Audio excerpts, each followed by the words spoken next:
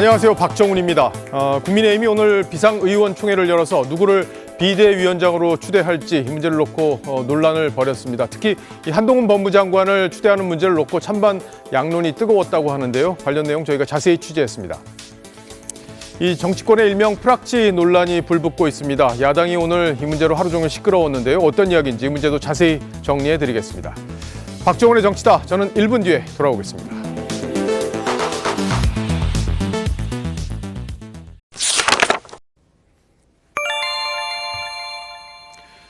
김기현 대표의 중도 사퇴로 대표직이 빈 국민의힘이 비대위 구성에 속도를 내기 시작했습니다. 오늘 이 비대위 문제를 논의하기 위해 비상의총까지 열었는데요.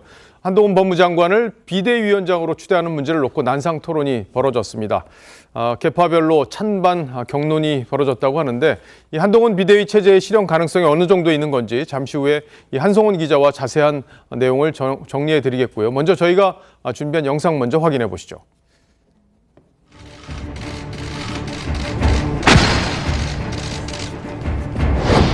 지금 우리 당이 신속한 회복력을 가지기 위해서는 허심탄회하게 소통하면서 다 같이 이 해결 방안을 찾는 데 함께 해야 합니다.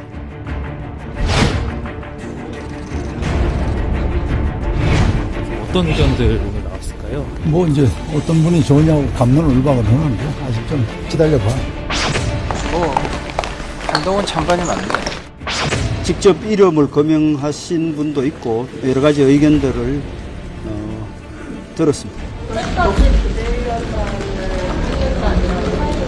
제가 이제 결론을 내릴 수 있겠다 이런 판단을 할 수 있는 그런 시점입니다.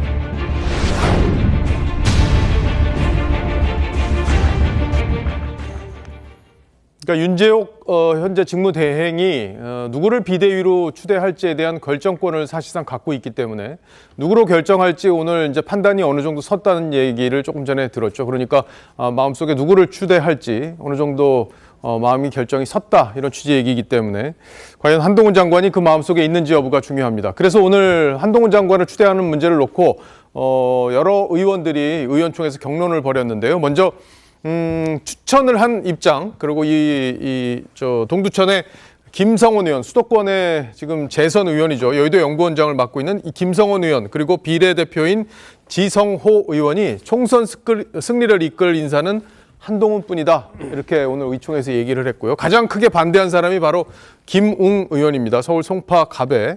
대통령 아바타는 안 된다. 이런 취지로 얘기를 했고요. 그러면서 북한의 김주애처럼 한 장관을 새 영도자로 쓰자는 거냐 이렇게 하면서 강하게 반대를 했습니다. 자, 그러니까 뭐 그만하라 하지 마라 이런 얘기들이 막 쏟아졌고요. 그리고 총선에서 패배에 또 탄핵이 발생하면 안 된다. 본인이 이제 이런 얘기를 하니까 그만하라 하지 말라 이런 얘기들이 쏟아졌고 또 일각에서는 용산에 쓴소리할 사람이 해야 한다. 이런 주장까지 나왔습니다. 그러니까 한동훈 장관으로는 안 된다 이런 찬반 양론이 강하게 부딪혔던 의원총회였다고 볼 수 있겠죠.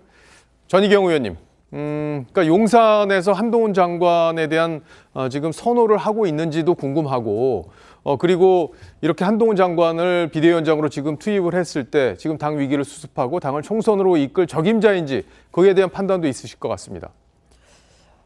용산에서 한동훈 장관을 선호하느냐 하는 부분에 대해서는 저는 알지를 못합니다. 예. 그런데 대통령실에서는 명확한 입장을 내놨죠. 비대위원장 문제는 당에서 알아서 하실 문제다. 이렇게 입장을 내놓고 있는 문제고요. 정치라는 것도 저는 전문성의 영역이라고 생각을 합니다. 정치 전문가가 따로 있는 거는 아니지만 비대위라는 것은 당이 비상 상황에 빠졌다는 것인데 그 비상 상황에서 어떻게 탈출하고 국민의 지지와 사랑을 되찾을 것이냐 이 문제가 총선을 놓고서 달려있는 상황이기 때문에 그렇게 본다면 뭔가 정치에 있어서 그동안의 역사성과 개개인의 장단점과 그 지역별 특성과 무엇보다도 공천 과정을 제대로 정리를 하고 또 공천의 승복을 이끌어내는 또 탈락한 사람들도 뭔가 승복을 하고 한 대로 뭉칠 수 있는, 또 격전지 같은 경우에는 빨리빨리 이 주자들을 정해주고 이런 노련함이 필요한 부분이기 때문에 이런 것들이 제대로 되지 않으면 비울 때까지는 열심히 하고 비운 데 채우는 데는 역시나 실패하는 당이다라는 그런 비판에 직면하고, 그 비판은 단지 비판에 그치는 것이 아니라 총선 결과에 영향을 미쳐서 윤석열 정부 운명을 가르게 되는 문제다. 그래서 의총에서 이런 갑론을박이 있다라는 건 아직 준비가 안 된 것 같은데요. 빨리 준비를 해야 되는 상황이다, 이렇게 봅니다. 예. 조금 전에 윤재옥 직무대행이 이제 거의 결정할 수 있는 단계에 왔다, 이렇게 얘기를 했기 때문에 이제 왜냐하면 한동훈 장관을 차출하는 문제는 아무래도 대통령 임명권자인 장관 임명권자인 대통령과 논의를 안 할 수가 없는 사안이기 때문에 용산의 생각을 무관하게 할 수는 없는 부분인데, 김광삼 변호사님, 네. 지금 이제 오늘 김웅 의원이 이런 얘기를 했잖아요. 총선에서 패배해서 또 탄핵이 발생하면 안 된다. 물론 안 된다는 전제를 달긴 했지만 좀 강한 표현이어서 당에서 여러 가지 의원들이 반발이 있었던 모양입니다. 아마 본인은 이제 그런 생각하는 것 같아요. 이제 한동훈 장관을 비대위원장 시키기 위해서 이거 뭐 짜고 치는 고스톱이 아니냐, 이제 그런 생각을 하고 있는 것 같아요. 근데 뭐 김주애 얘기를 한다든지 탄핵 얘기하는 것은 좀 너무 나갔고요. 사실 국민의힘 의원으로서 할 얘기는 아니다고 봐요. 그래서 한동훈 장관의 어떠한 비대위원장 했을 때 그 위험성에 대해서 얘기를 하고 있는 것 같은데, 일단 뭐 제가 볼 때는 뭐 이전에 굉장히 비대위원장이 누가 되는 거에 대해서 뭐 원내에 있는 의원들이랄지 여러 가지 경로를 보면 수싸움을 많이 했던 것 같은데, 지금 분위기는 이제 한동훈 장관으로 가는 분위기로 가는 것이 아닌가, 이런 생각이 들어요. 그래서 일단 물론 이제 정치의 경험이 없기 때문에 굉장히 위험성이 있다, 이 말은 저희가 볼 때는 틀린 말은 아니라고 봅니다. 예. 그러면 결과적으로 정치의 위험성이 있다는 말하고 또 정치를 너무 잘한다는 것도 상실은 위험성이 있어요. 그러면 지금 비대위원이 꾸려지면 사실은 신당 정도의 혁신을 해야 한다는 것이 사실은 목적 아닙니까? 그러면 과연 이전에 이제 정치에 몸담고 정치를 정말 잘하는 사람이 비대위원장을 했을 때 정말 그 수준의 혁신을 할 수 있는 것인가?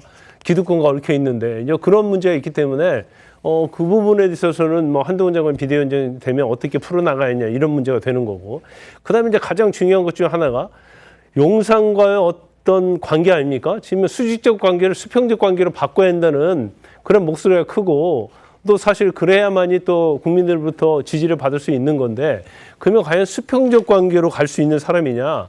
김 의원은 이제 아바타라는 얘기를 하죠. 그러면 아바타는 윤 대통령이 맹종을 할 것이고 할 얘기 못한다, 이제 그런 얘기를 하는 것 같은데, 제가 볼 때는 이제 비대위원장이라는 자리가요. 예. 대통령에게 쓴소리를 할 수 있지만 또 소통하는 자리도 돼야 한다고 보거든요. 계속 대통령과 충돌하면 총선에 제가 볼 때는 아주 악영향을 미칠 수 있다고 봐요. 그래서 그런 면에서 보면 오히려 한동훈 장관이 쓴소리를 했을 때 윤 대통령이 들을 수 있는 뭐 그런 어떤 장점도 있다고 보기 때문에 거의 일방적으로 안 된다, 아바타다, 김주애다 이렇게 말하는 것은 제가 볼 때는 적절하지 않다, 이렇게 봅니다. 알겠습니다. 한동훈 비대위 체제를 이제 오늘 강하게 반대한 게 바로 김웅 의원이죠. 근데 검찰 출신이고 한 장관과는 또 연수원 선후배 관계입니다. 과거에 김 의원은 한 장관이 총선에서 역할을 하기에는 윤 대통령 캐릭터와 겹친다, 이런 주장을 한 적이 있습니다. 직접 한번 들어보시죠. 한동훈 장관이 선배시죠? 연수원은 저보다 두 기수 선배. 잘 몰라요. 그분은 워낙 검찰에서 잘 나가시는 분인데 저는 바닥에서. 생활형. 저는 이제 광어. 그분은 다랑어 뭐 이런.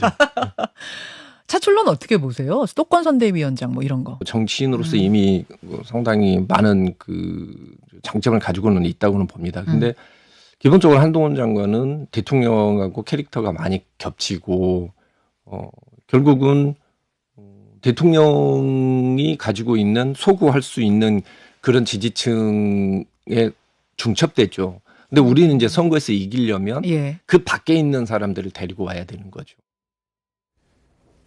예, 그러니까 김웅 의원의 이야기는 결국 확장성 면에서 한동훈 장관이 좀 약점이 있는 거 아니냐, 이런 취지의 지적을 한 건데요. 최병욱 편집장님. 네. 일단은 선거에서는 지지층을 단단하게 뭉치게 하고 그다음에 외연 확대를 하는 게 기본적인 전략인데, 한 장관이 일단 지지층을 뭉치게 하는 데는 힘이 있을 것 같고 또 김웅 의원이 지적했던 대로 확장성에서는 좀 물음표가 붙을 수도 있는 환경인데 일단 팬덤 현상이 만들어지는 정도의 사람이라면 그런 확장성도 있지 않을까 이런 생각도 할 수 있겠어요. 뭐 사실 누군들 확실하게 얘기할 수 있겠습니까?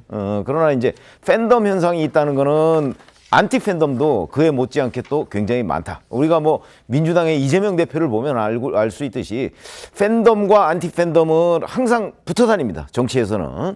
그러다 보니까 팬덤 현상이 강하면 강할수록 안티 팬덤의 강도도 강할 수밖에 없다. 그러니까 아마 한동훈 법무부 장관이 이제 국민의힘의 비대위원장이 될 경우에는 아마 민주당 지지층도 또 결집할 거예요.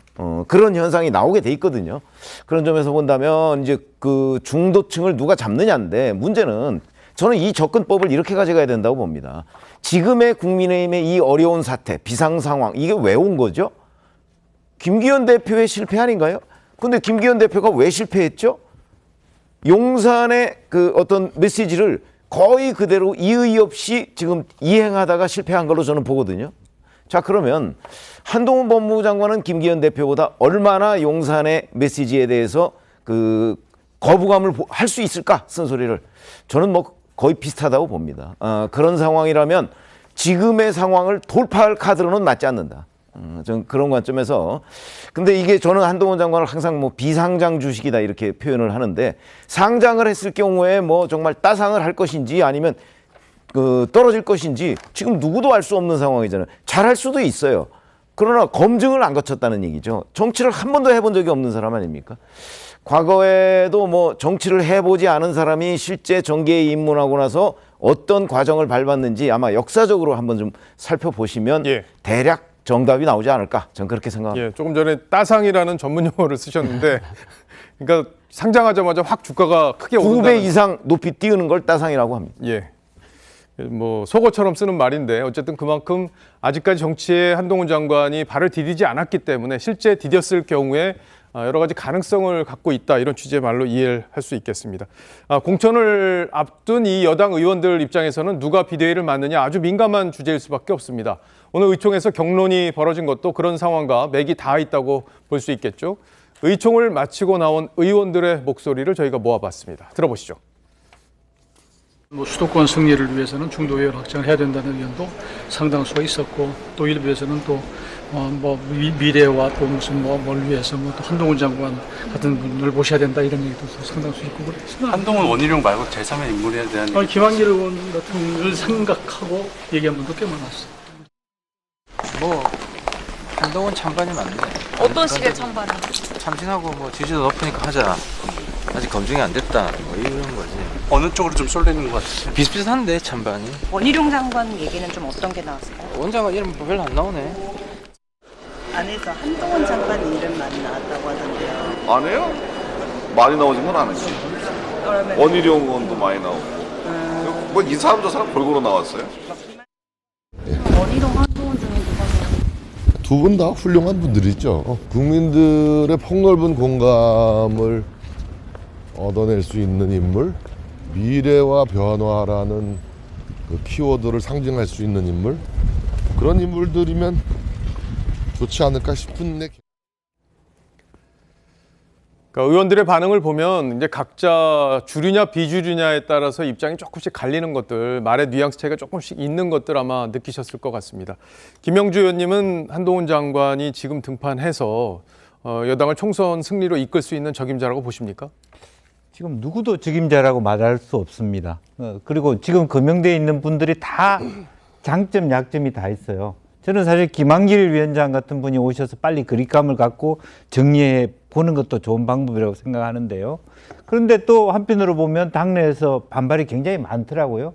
왜 우리 당 아닌 분이 저렇게 들어오냐 하는 반발도 있는 것 같고, 또 혹은 그 국민의힘 지지자들은 들어오는 건 좋은데 빨리 소진될까 봐서 걱정하는, 심지어 보니까 험지에도 나가지 마라, 강남에 나가라 이런 분들도 꽤 많거든요. 그러니까 미래를 생각하면 이제 그런 부분이 있기 때문에 저는 누가 더 옳은 답이다라는 건 아니고, 오늘 의총에서 제가 안타깝게 느끼는 것은 우리 당의 비상사태를 어떻게 해결하지, 어떤 역량이 필요하지 이런 논의가 아니라 말은 의총인데 대통령 생각이 뭘까를 찾아가는 노릇 같은 느낌들이 들어서 김웅원의 말이 이렇게 나온 것 같다. 예. 이미 다 판을 대통령의 의중은 이런 부분이라고 알고 누가 분위기를 맞추는 데 대해서 누가 반대하고 나오네. 이런 부분이 모양이 별로 좋지 않았다. 결과적으로. 대통령의 의중이 어떤 건데요? 대통령의 의중이 지금 여기서 보이는 그림으로는 한동훈 장관이 했으면 좋겠다는 생각을 갖고 있지 않느냐 하는 전제로 의총이 시작되는 것 같은 느낌. 예. 저는 밖에 있는 사람으로부터 오늘 얘기가 분위기는 그렇게 느껴집니다. 몇 사람들이 이미 그런 분위기를 깔고 그러니까 이게 뭐냐 나는 아닐세 이런 논의가 되는 것이 좀 안타깝다는 거고요. 전혀 다른 얘기로 그러면 한동훈 장관은 안 되는 것이냐 저는 그렇지 않다고 봅니다. 오히려 이런 흐트름 속에서 뒤에 뒷받침을 잘해줄 수 있으면 비전문가라 할지라도 지금 오히려 국민의힘은 유일하게 전국적으로 신바람을 일으킬 수 있는 사람은 한동훈밖에 없어요. 그러니까 이런 방식으로라도 당내의 결집과 새로운 바람을 일으킬 수 있다면 이것도 새로운 리더십이에요. 다만 전문성이 모자란다라면 그 정도의 체제를 통해서 다른 어떤 뭐 셋업을 좀 강하게 한다든지 또 다른 어떤 무슨 비상대책위원들을 좀 더 이중 삼중으로 좀 전문가를 배치한다든지 이렇게 가면 될 일이라고 저는 봅니다. 그래서 한동훈 장관은 안 되고 누구는 되고 이런 부분은 지금 논의하는 것이 아니라 김한길 비대위원장이 왔을 때 장점과 약점, 한동훈 장관이 왔을 때 장점과 약점을 비교해 봤을 때 이 김한길 안 있을 때는 당이 어떤 체제를 갖추면 좋고 한동훈이 왔을 때는 어떤 체제를 갖추는 게 좋다라는 토론이 훨씬 더 생산적이었지 않았겠냐 예. 그런 생각을 갖게 되는 거죠. 그러니까 오늘 공천에 대한 부담감이 크기 때문에 비주류 입장에서는 더 강하게 반대를 했다 이런 해석들이 좀 나왔어요. 김웅, 허은하 이런 의원들이 이제 비주류로 분류되는 의원들인데 아무래도 이제 주류 진영에서는 한동훈 장관의 의견에 대해서 긍정적인 의견이 나온 것 같고 반대 진영에서 반대한 것 같은 이런 분위기였습니다. 차재원 의원님, 교수님께서는 그 한동훈 장관의 어떤 그 지금 들어오는 걸 반대하는 비주류 의원들의 심정이 어떨 거로 예상하시죠? 저는 단순하게 뭐 자신의 공천 문제도 상당히 뭐 중요한 문제일 수 있지만 단순하게 그런 문제들 때문에 반대했다고 보지는 않고요. 앞서 그 최병국 평론가님 말씀하셨지만 지금 김기현 지도 체제가 무너진 이유가 뭐냐? 그것이 사실 지금 이 용산 출장소로 대변되는 국민의힘의 그러한 정치적 위상 때문에 그렇지 않습니까? 그렇다고 한다면 만약에 한동훈 장관이 이 비상대책위원장으로 나설 경우에는 김재섭 위원장이 이런 말을 썼더라고요. 그나물에 겁밥이 될 수가 있다는데 그나물에 겁밥이라는 게 뭡니까? 결국은 지금 국민의힘에서 지금 많은 사람들이 느끼는 것은 윤심에 의해서 작동되는 것이구나. 그리고 그 윤심을 뒤에서 작동하는 사람들은 친윤이구나 하는 부분인데 그런 이미지하고 겹친다는 것이죠. 그렇다고 한다면 전혀 국민의힘이 변화의 의지를 보여주고 있지 못하는 거 아니냐. 그렇기 때문에 아마 제 생각에 반대하는 목소리들이 커지고 있는 것이 아닐까 하는 생각이 드는데 저는 그 부분에 대해서 일견 동의하면서도 또 한편으로는 그렇지 않을 수도 있다는 생각이 들어요. 그건 한동훈 장관이 만약에 비대위원장이 되면 그건 한동훈 장관이 하기 나름이라는 생각이 들어요. 사실은 앞서 지금 윤 대통령이 아바타라고 하지만 한동훈 장관이 상당히 똑똑하신 분이잖아요. 그럼 국민들의 목소리를 안다고 한다면 최소한 저는 아마 좀 차별적인 모습을 보여줄 가능성도 있다. 예를 들면 윤 대통령과의 관계를 설정하는 데 있어서 헤어질 결심으로 해서 막대들지는 않겠지만 최소한 국민의힘이 변하고 있다의 모습 정도 보여주는 일종의 소위 말하는 발칙한 모습으로 윤 대통령과의 차별화를 보이는 모습들은 상당히 보여준다고 한다면 한동훈이니까 저럴 수 있겠네? 라는 기대감도 가질 수 있다는 것이죠. 다만 지금 한동훈 장관이 지금 비대위원장을 맡을 가능성이 크다는 것인데요. 비대위원장과 선거관리위원장은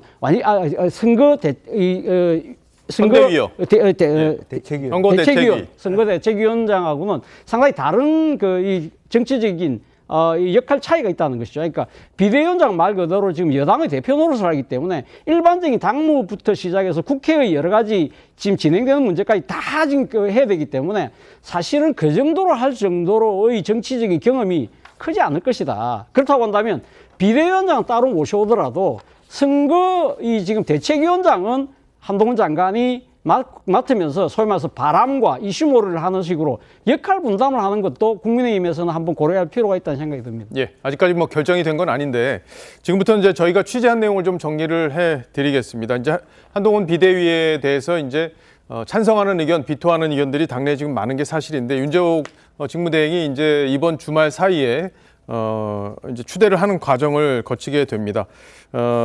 이제 현재 거론되고 있는 거는 한 장관과 함께 이제 그 원희룡 장관도 지금 거론이 되고 있죠. 그리고 두 사람 중에 한 명이 올 경우에는 특히 한 장관이 올 경우에는 다음 주에 초에 법무장관 교체로 이어질 가능성까지 있습니다. 지금부터 한송원 기자와 함께 이 내용을 좀 살펴보겠습니다.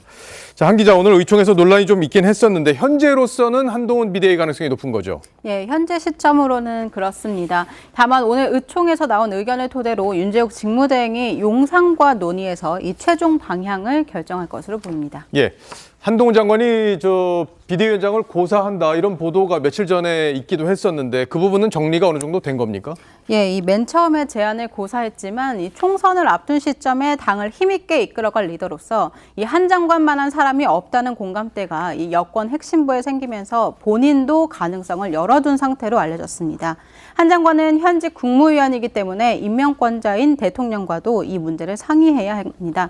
결국 한 장관이 비대위를 맡는다면 이 당이 요청하고 이 대통령이 수용하는 형식을 띠게 될 것으로 보입니다. 예.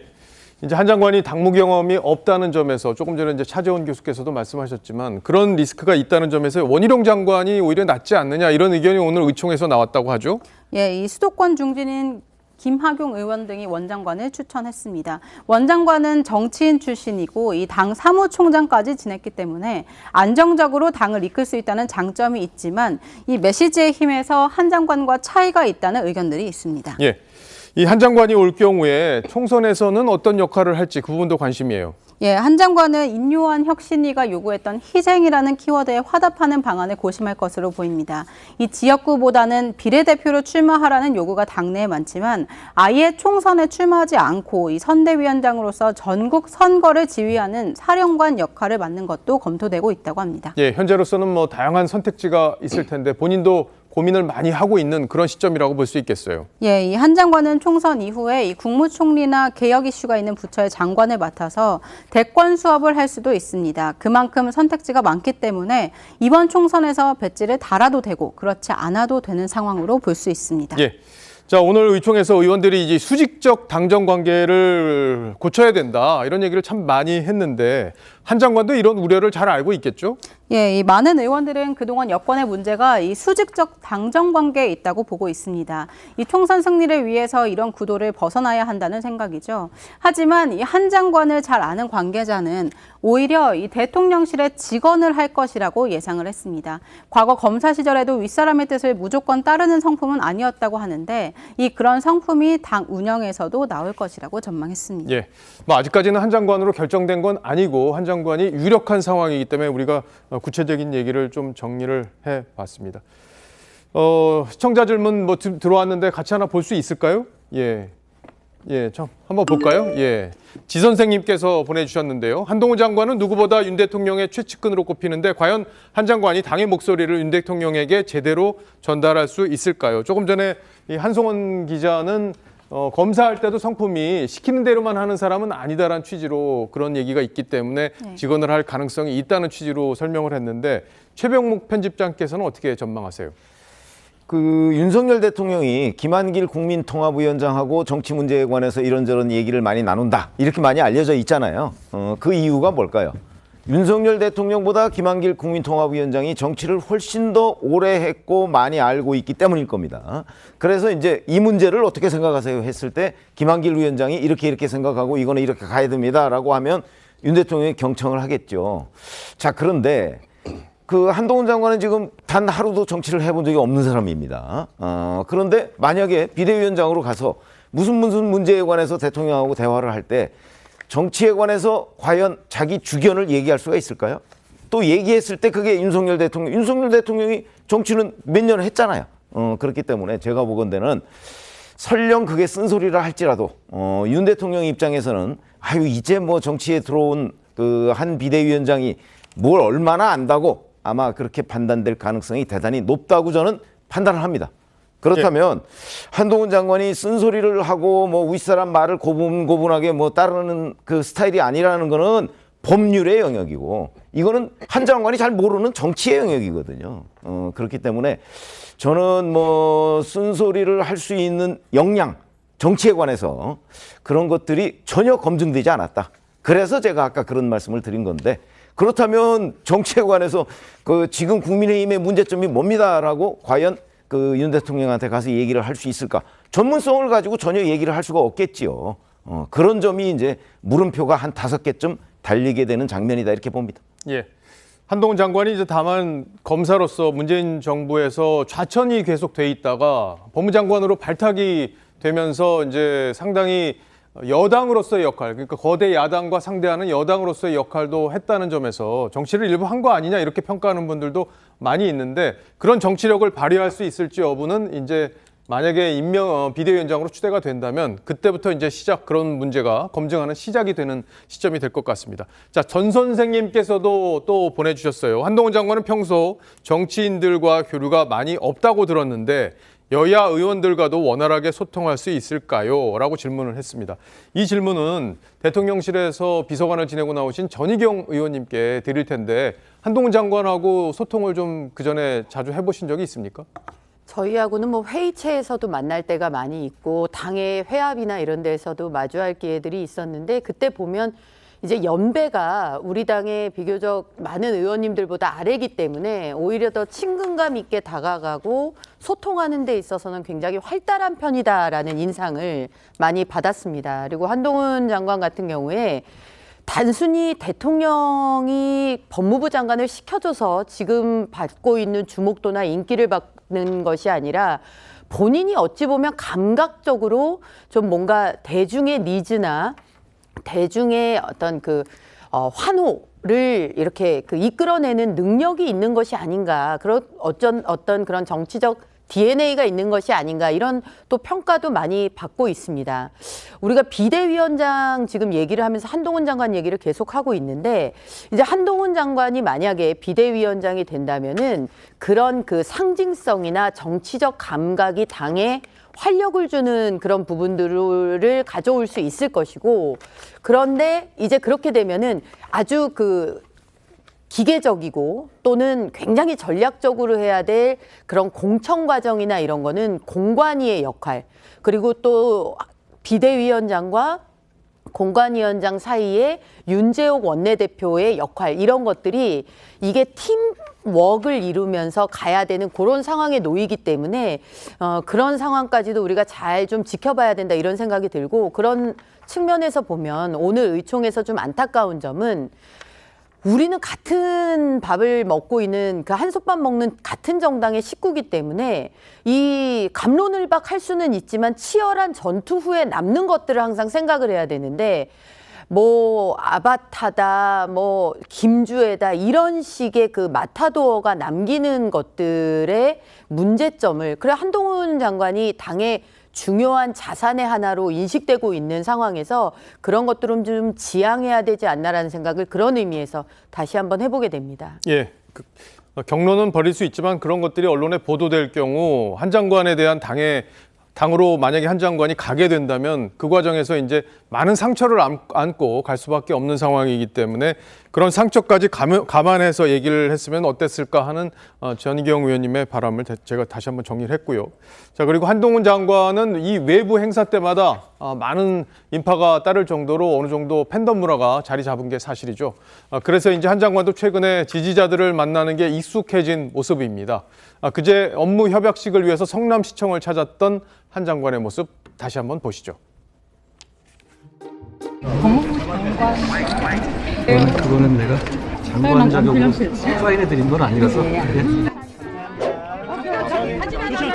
아닙니다. 이렇게요? 네. 내가 원래 이거 안 했는데 변한 것 같아. 네. 아까 저기 잠깐. 이거는 내가 사인 받아야 돼. 너무 잘 봤어요. 잘 봤어요. 네, 찍겠습니다. 나도 이건 뭐야? 한 번만 더. 여기다가요. 성함과 별 좀 들어주세요. 별? 네. 이 별 말하는 거예요? 네. 나는 너무 페달한 대로 다 해준 것 같아. 이거 좀 더 의미가 있는 거 아니야? 팬이 계속 늘어나죠? 팬이 계속 늘어나고 있어.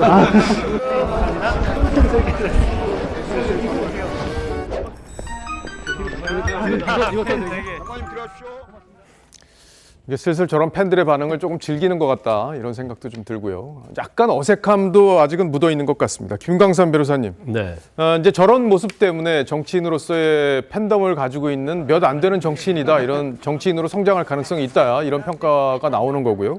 그래서 이제 비대위원장을 맡더라도 이제 언론의 관심이 많이 쏠리지 않겠습니까? 그러면 어쨌든 당에 대한 관심 이런 것들이 높아지지 않겠느냐, 이런 게 여권 핵심부의 지금 판단인 것 같아요. 그런데 이제 우리가 그 정치에 대한 고정관념, 기존 법에 의하면 한동훈 장관이 비대위원장 하면 안 되죠. 그렇지만 기존 문법과 또 다른 모습을 좀 보일 수 있다고 봐요. 지금 처음에 제가 한동훈 장관이 전국을 이렇게 돌 때 저는 윤석열 대통령의 총장 때가 생각이 됐거든요. 그때 고검에 막 가면 인기 있고 사람들 많이 오고 그랬잖아요. 근데 그게 언제 때 얘기죠? 그게 몇 년 전 얘기 아닙니까? 그렇지만 몇 년 하면서 이제 정치에 대해서 이제 거의 뭐 상당히 잘 아는 이제 대통령이 됐다 이렇게 볼 수 있어요. 그래서 우리가 김기현 전 대표를 봐봐요. 정치를 사선하고 정치를 엄청 잘하는 분 아닙니까?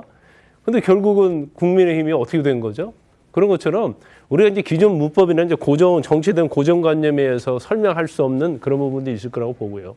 더군다나 혁신을 해야 하는데 정말 기존 정치에 묻혀 있는 사람이 와서 혁신다운 혁신을 할 수 있느냐, 그런 문제가 있는 거예요. 그래서 아마 적어도 한동훈 장관이 워낙 감각이 있고 뛰어나기 때문에 저는 비대위원장을 한다고 하면 물론 처음에 서투를 수 있죠. 그렇지만 서투르고 자기의 어떤 단점을 굉장히 신속하게 아마 커버가 갈 것이다 이런 생각이 좀 들고요. 그다음에 또 오히려 본인의 입장에서 보면 지금 뭐 정치의 영역에 들어와 있다고 볼 수도 있지만 또 다른 번에서 보면 지금 국정 기조랄지 국민의힘에 대해서 객관적 시각을 좀 가질 수 있다고 봐요. 그 안에 몰입이 안 돼 있기 때문에. 그러면 본인이 생각하는 그런 정치를 할 수 있다고 봅니다. 그래서 윤 대통령과 아파트 얘기했는데 제가 보는 한동훈은 스타일이 완전히 틀려요. 전적으로 틀려요. 그러면 본인이 더군다나 앞으로 어떤 큰 꿈을 가지고 있다고 하면 윤 대통령의 말만 고분고분 듣는 비대위원장이 돼가지고는 한 방에 죽는 거예요. 예. 그러면 새로운 모습을 좀 보일 것이다. 이렇게 생각을 합니다. 예, 스타일이 다르다. 틀리다가 아니라 다르다로 제가 좀 정정을 해드리겠습니다.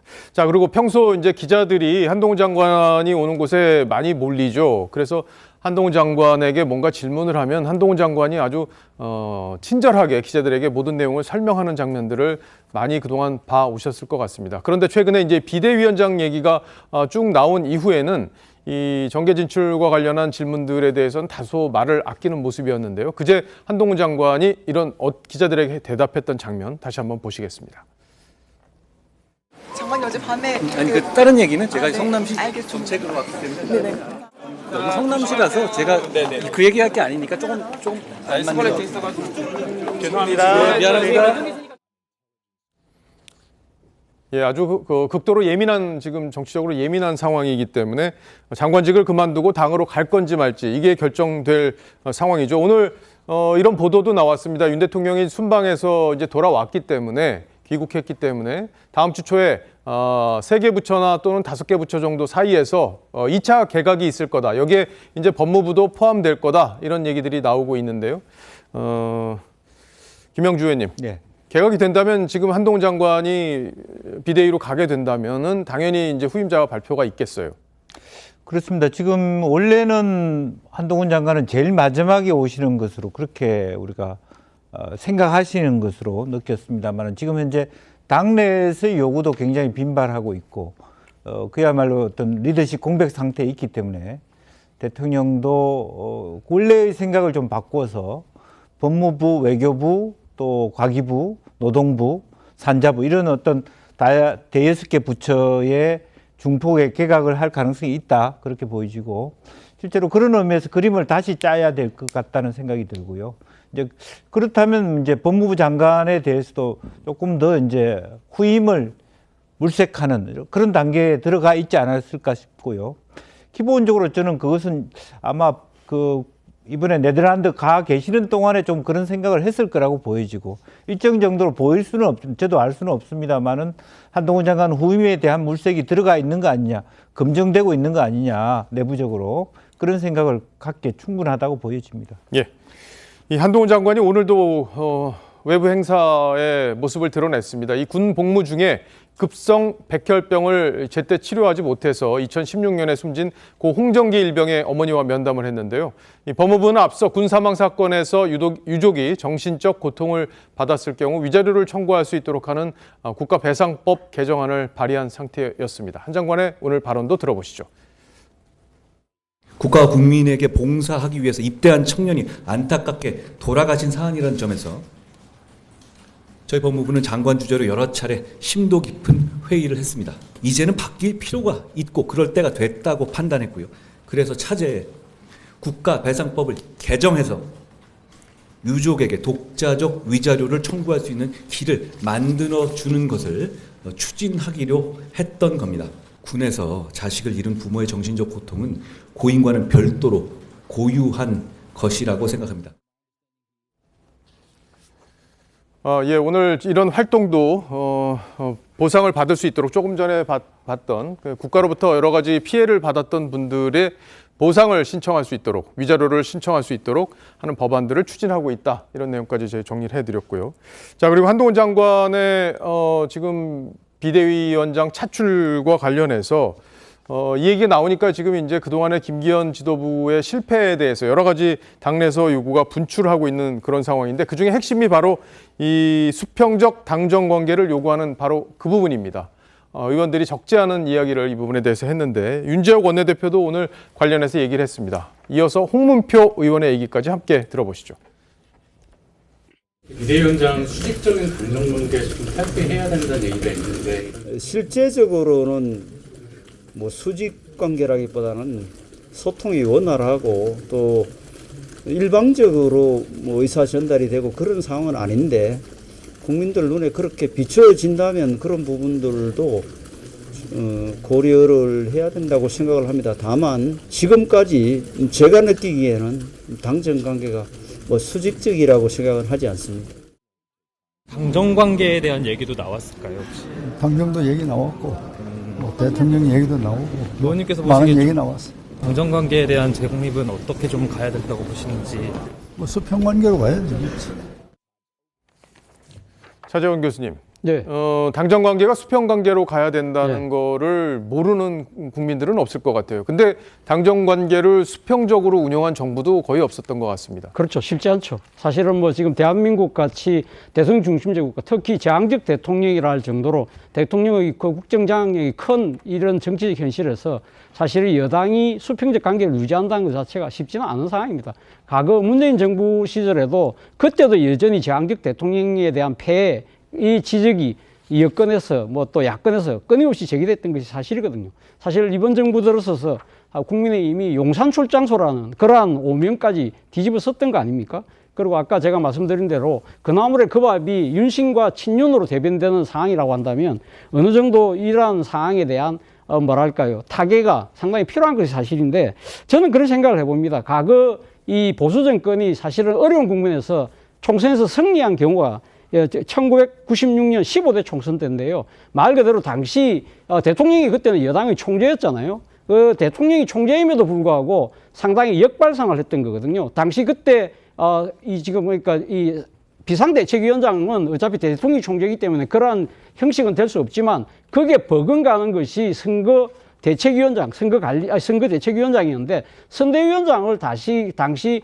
총리로 있으면서 정치적 갈등을 빚었던 이해창 전 총리를 전격적으로 발탁했고, 그리고 92년 대선에서 자신하고 대선에서 같이 겨뤘던 박찬종 전 의원을 수도권 대책본부장으로 임명을 하면서 완전히 분위기를 바꿨거든요. 예. 그런 역발상이 저는 상당히 좀 필요한 것이 아닐까라는 생각이 드는데, 실제 오늘 의총에서도 그런 이야기가 나왔다고 그래요. 지금 이 서병석 의원 같은 경우는 지금 중도에 2030 수도권을 민심을 아우를 수 있는 사람이 필요하다는 이야기를 했고, 그리고 이태규 의원 같은 경우는 지난 대선 때 나왔던 조원, 안철수, 뭐 이준석 뭐 이런 어벤져스를 복원해야 된다는 이야기를 했는데, 사실 이런 관점에서 딱 맞는 사람은 한 분 있잖아요. 여권 내에 여전히 머무르고 계시는 분. 그분 이야기는 오늘 끝끝내 안 나오던데, 제가 봐서 유승민 전 의원 같은 분을 왜 역발상을 못합니까? 예를 들면 유승민 전 의원을 예를 들면 그때 95년 15대 총선 때처럼 선거대책위원장을 내세우고 한동훈 장관을 박찬종 같은 수도권 선대본부장으로 해서 일종의 뭐랄까요, 이 지금 개혁과 보수가 이 조화가 되는 그런 식으로 만약에 화합적인 진영을 만든다고 한다면 이거야말로 사실 최대의 무기가 되지 않을까라는 생각이 구의자의 눈에는 보이는데 안에 계신 분들은 못 보는 것 같아요. 비상대책위가 이제 공천권까지 이제 공관위 구성에 대한 권한을 갖고 있기 때문에 공천권에 대한 실질적인 영향력을 행사할 수 있기 때문에 이게 화합 차원에서 뭔가 이루어지기가 참 어려운 환경일 텐데, 지금 차 교수님 말씀하신 대로 그런 여러 가지 분출되는 요구들을 다 담을 수 있는 그런 지도부가 만들어진다면 총선에서 조금 더 외연 확장은 할 수 있겠다. 그런데 이제 과연 이게 동지의 관계이냐 아니냐에 대해서는 여러 가지 판단이 필요한 부분이 아닐까 싶습니다. 자, 이번 주제 마무리하고요. 다음 주제로 가겠습니다. 국민의힘 지도부가 한동훈 비대위원장 찬반 문제로 시끄러운 하루를 보냈지만 변화와 희생이라는 인요한 혁신위의 요구는 아직도 큰 물줄기로 여권 내부를 훑고 있는 그런 분위기죠. 변화의 물꼬를 텄던 장제원 의원의 불출마 선언에 대해서는 이 아름다운 희생이라는 평가가 많았는데요.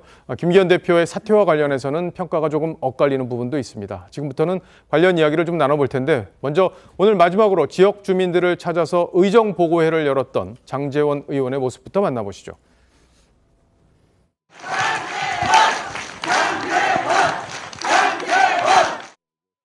사상 주민 여러분, 정말 죄송합니다. 여러분들이 좀 지켜주십시오. 장제원이 두렵습니다. 무섭습니다. 새로운 국회가 만들어지면 저는 긴 터널에 들어갈 겁니다. 이제 잊혀질 겁니다.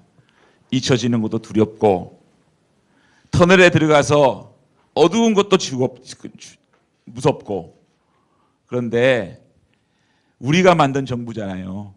우리 윤석열 정부, 또 우리 국민의힘, 내년에 승리해서 우리 윤석열 대통령께서 3년 반 후에 성공한 대통령으로서 많은 국민들의 박수를 받고 나온다면 저는 그 까만 터널에서 못 나와도 여한이 없습니다. 만족하겠습니다. 그러니까 장제원 의원이 오늘 지역 주민들을 만나서 그동안의 의정 활동했던 것들을 보고하는 자리여서 오늘 저렇게 본인의 불출마에 대한 소회를 밝혔습니다. 지역 주민에 대한 미안한 마음, 그리고 윤석열 정부의 성공을 위해서 본인은 잊혀지는 터널에 갇혀 있어도 괜찮다, 이런 취지의 얘기를 했습니다. 최병목 편집장님은 어떻게 보셨습니까?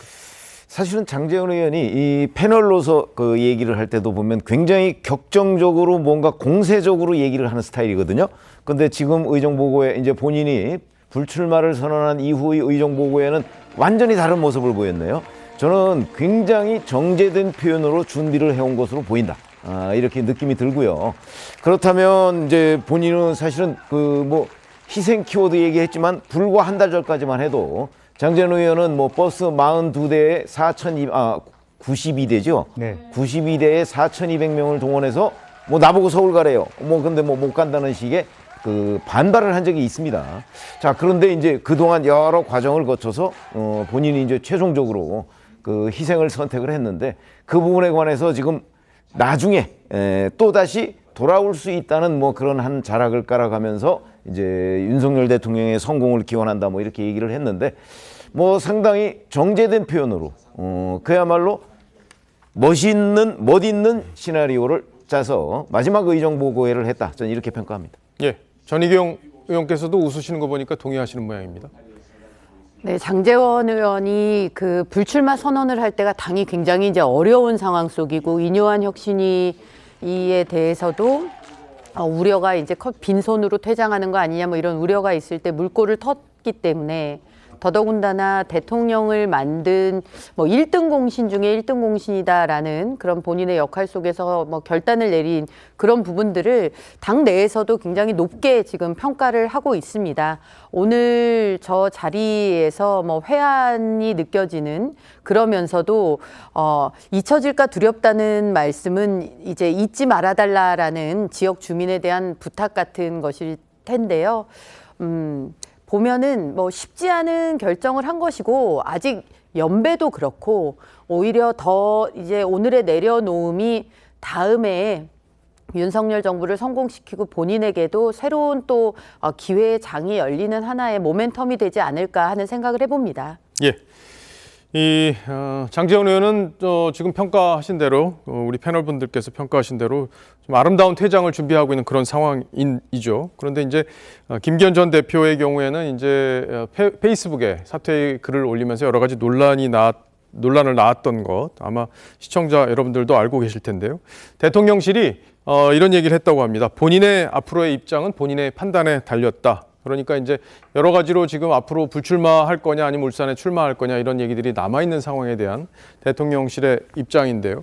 김영주 의원님, 네. 김기현 대표가 지금 이제 오늘 일간지에 보도된 내용이 좀 화면 속에 나오고 있는데 스스로 판단할 문제, 김기현 대표는 어떤 판단을 할까요? 그래서 우선 대통령실은 저렇게밖에는 표현을 못하지 않겠습니까? 그렇다고 해서 당신은 어떻게 그런 판단을 해? 그렇게 얘기하기는 어려울 것이고 어쨌든 우선 김기현 대표는 이준석 대표의 말을 듣고 저런 판단을 했다라고 하는 의구에 대해서 해명해야 돼요.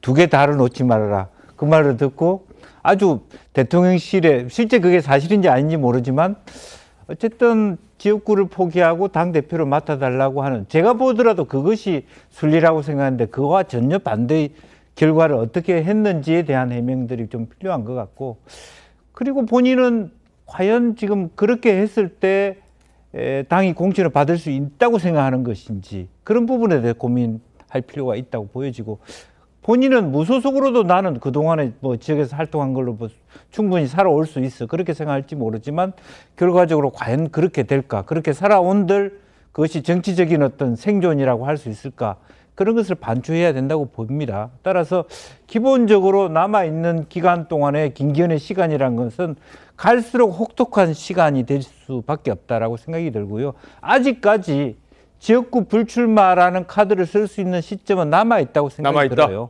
그런데 본인이 끝까지 그 길을 간다면 그것이 간단한 길은 아닐 것이다. 그렇게 봅니다. 예. 전희경 의원께서 김기현 대표와 이제 호흡을 맞춰서 일도 많이 해보시고 개인적으로 친분도 있으신데 지금 이제 미스터리 영역으로 남아있는 과연 왜 김기현 대표는 그날 오전까지 이상민 의원까지 만나고 나서 왜 갑자기 사퇴 선언을 했나. 두 사람의 오전에 만난 두 분의 얘기는 그런 기미가 안 보였다 이렇게 얘기하는데 그 미스터리로 남아있는 부분에 대한 해답을 갖고 계신가요? 저도 뭐 언론을 통해서 상황을 보고 있는 상황인데 이준석 대표 전 대표를 만나서는 뭐 예정된 약속이었다. 그리고 이준석 전 대표가 얘기하듯이 본인의 거취 문제를 오히려 의논하려고 처음에는 만났던 자리였다. 이렇게 얘기를 하고 이후에 김기현 대표가 밝힌 내용을 보면 어떻게든 분열은 막아야 되기 때문에 신당을 만드는 거 이런 부분에 있어서는 그런 걸 막기 위해서 만나서 얘기를 좀 진솔하게 한 그런 측면도 있는 것 같습니다. 그래서 지금 보면은 김기현 당대표가 사퇴를 페이스북으로 하고 별다른 설명을 지금 안 하고 있기 때문에 우리 의원님께서 말씀하신 대로 지금 어떻게 된 거지 궁금한 부분들이 많이 계신 분들이 많기 때문에 좀 설명을 좀 자세히 하실 필요가 있지 않을까 그런 생각이 듭니다. 예. 자, 그런 기회를 만들어갈 자리를 만들지 이제 그거는 앞으로 김기현 대표가 어떻게 할지를 지켜보도록 하겠고요. 자, 어쨌든 지금 현재 국민의힘이 풀어야 할 숙제는 어수선한 지도부를 안정시키고 이 당내 남아있는 주류 희생의 행렬에 불씨가 살아나도록 해야 되는 과제가 남아있는 거죠. 오늘 이준석 전 대표가 다음 주자로 거론됐었던 권성동 의원을 두고 윤핵관이 아니라는 평가를 내렸습니다. 당과 정부 사이의 영향력이 이제 더 이상 없다 이런 취지의 얘기였는데요. 그 얘기를 먼저 들어보시고 이야기를 이어가겠습니다. 네. 권성동 의원은 바른말하다 이미 윤핵관이 아닙니다. 누린 게 없어요. 윤핵관들이 막 이상한 잡다한 그런 영예를 누릴 때. 이철규 의원 같은 경우에는 사실 지금 상황에서도 계속 전략을 본인이 짤 수 있다고 생각하고 역할하시는 것 같은데 강서 보궐선거도 그렇고 인재 영입도 그렇고 최근에 인재 영입에 여러 가지 혼선과 잡음이 있지 않았습니까? 네네네. 예, 그러니까 이준석 전 대표의 논리는 그러니까 희생의 물결에 권성동 의원이 참여할 이유는 없다는 취지의 얘기예요. 왜냐하면 대통령과 그렇게 가깝지 않고 지금 권력을 누리고 있는 경우도 아니고 반대로 이제 이철규 인재영입위원장 같은 경우에는 여러 가지 지금 대통령의 핵심 측근으로 활동하고 있고 또 여러 가지 논란을 낳은 부분이 있기 때문에 이제 입장이 다르다 이런 취지의 얘기를 했습니다. 차재원 교수님은 어떻게 보셨어요? 글쎄요, 저는 뭐 요즘 이준석 대표의 그 언행을 보면서 이분이 지금 친윤 간별사로 데뷔를 하셨나는 생각이 들 정도예요. 과거 2016년 총선 과정에서 진박 간별사라고 해서 당시 최경환 의원이 상당히 그런 노릇을 많이 했는데 지금 이번에 그 김기현 대표가 물러날 때도 상당히 김기현 대표의 속내를 딴 사람도 아니고 이준석 전 대표가 지금 대변해주는 그런 좀 이상한 상황이 되고 있다. 이런 식으로 하면 이준석 전 대표가 이 지금 우리가 많이 봤을 때는 친윤이다, 윤핵관의 핵심이라고 생각했던 분들이 본인이 판단하기는 아니라는 식으로 상당히 옹호하고 있는 측면들을 본다고 한다면 일종의 뭐랄까요, 친윤 갈라치기 하는 건가? 라는 생각도 들지만 결국 저는 생각했을 때 이준석 전 대표의 속내는 결국 이 모든 책임은 친윤도 아니고 윤핵관도 아니고 윤 대통령이 그 자체다. 그렇기 때문에 윤 대통령이 변화가 전제돼야만 이 혁신이라는 것이 성공할 수 있다는 이야기를 애둘러서 하는 것이 아닐까라는 생각이 듭니다. 예, 권성동 대표가 김재동 이래가지고 김기현 대표, 장제원 의원, 권성동 의원 이렇게 얘기가 있었는데 권성동 의원이 다음 순서는 아니다 이런 취지의 이준석 전 대표의 얘기가 있었고요. 자, 어쨌든 여당에서는 이 변화가 계속 이어지고 있는 그런 상황으로 볼 수 있겠습니다. 자, 그런데 2012년 박근혜 비대위가 성공 사례가 많이 언급이 되고 있죠. 다가오는 총선에도 이 박근혜 전 대통령이 어떤 역할을 하지 않겠느냐 이런 얘기들이 계속 본인의 부인에도 불구하고 나오고 있는데 이 최측근으로 꼽히는 유영하 변호사가 어제 저녁 라디오에 나와서 그런 일은 일절 없다 이렇게 선을 그었습니다. 한번 들어보시죠. 그냥 일상생활을 하실 겁니다. 정치를 떠나서 기회가 되면 이제 주변도 좀 산책하시고 지역 시장도 들르시고 여러분 뭐 그냥 편하게 만나실 것 같습니다. 제가 볼 때는. 그럼 뭐 정치를 복귀하거나 정치에 관여하거나 이런 일은 저는 없다고 단언합니다.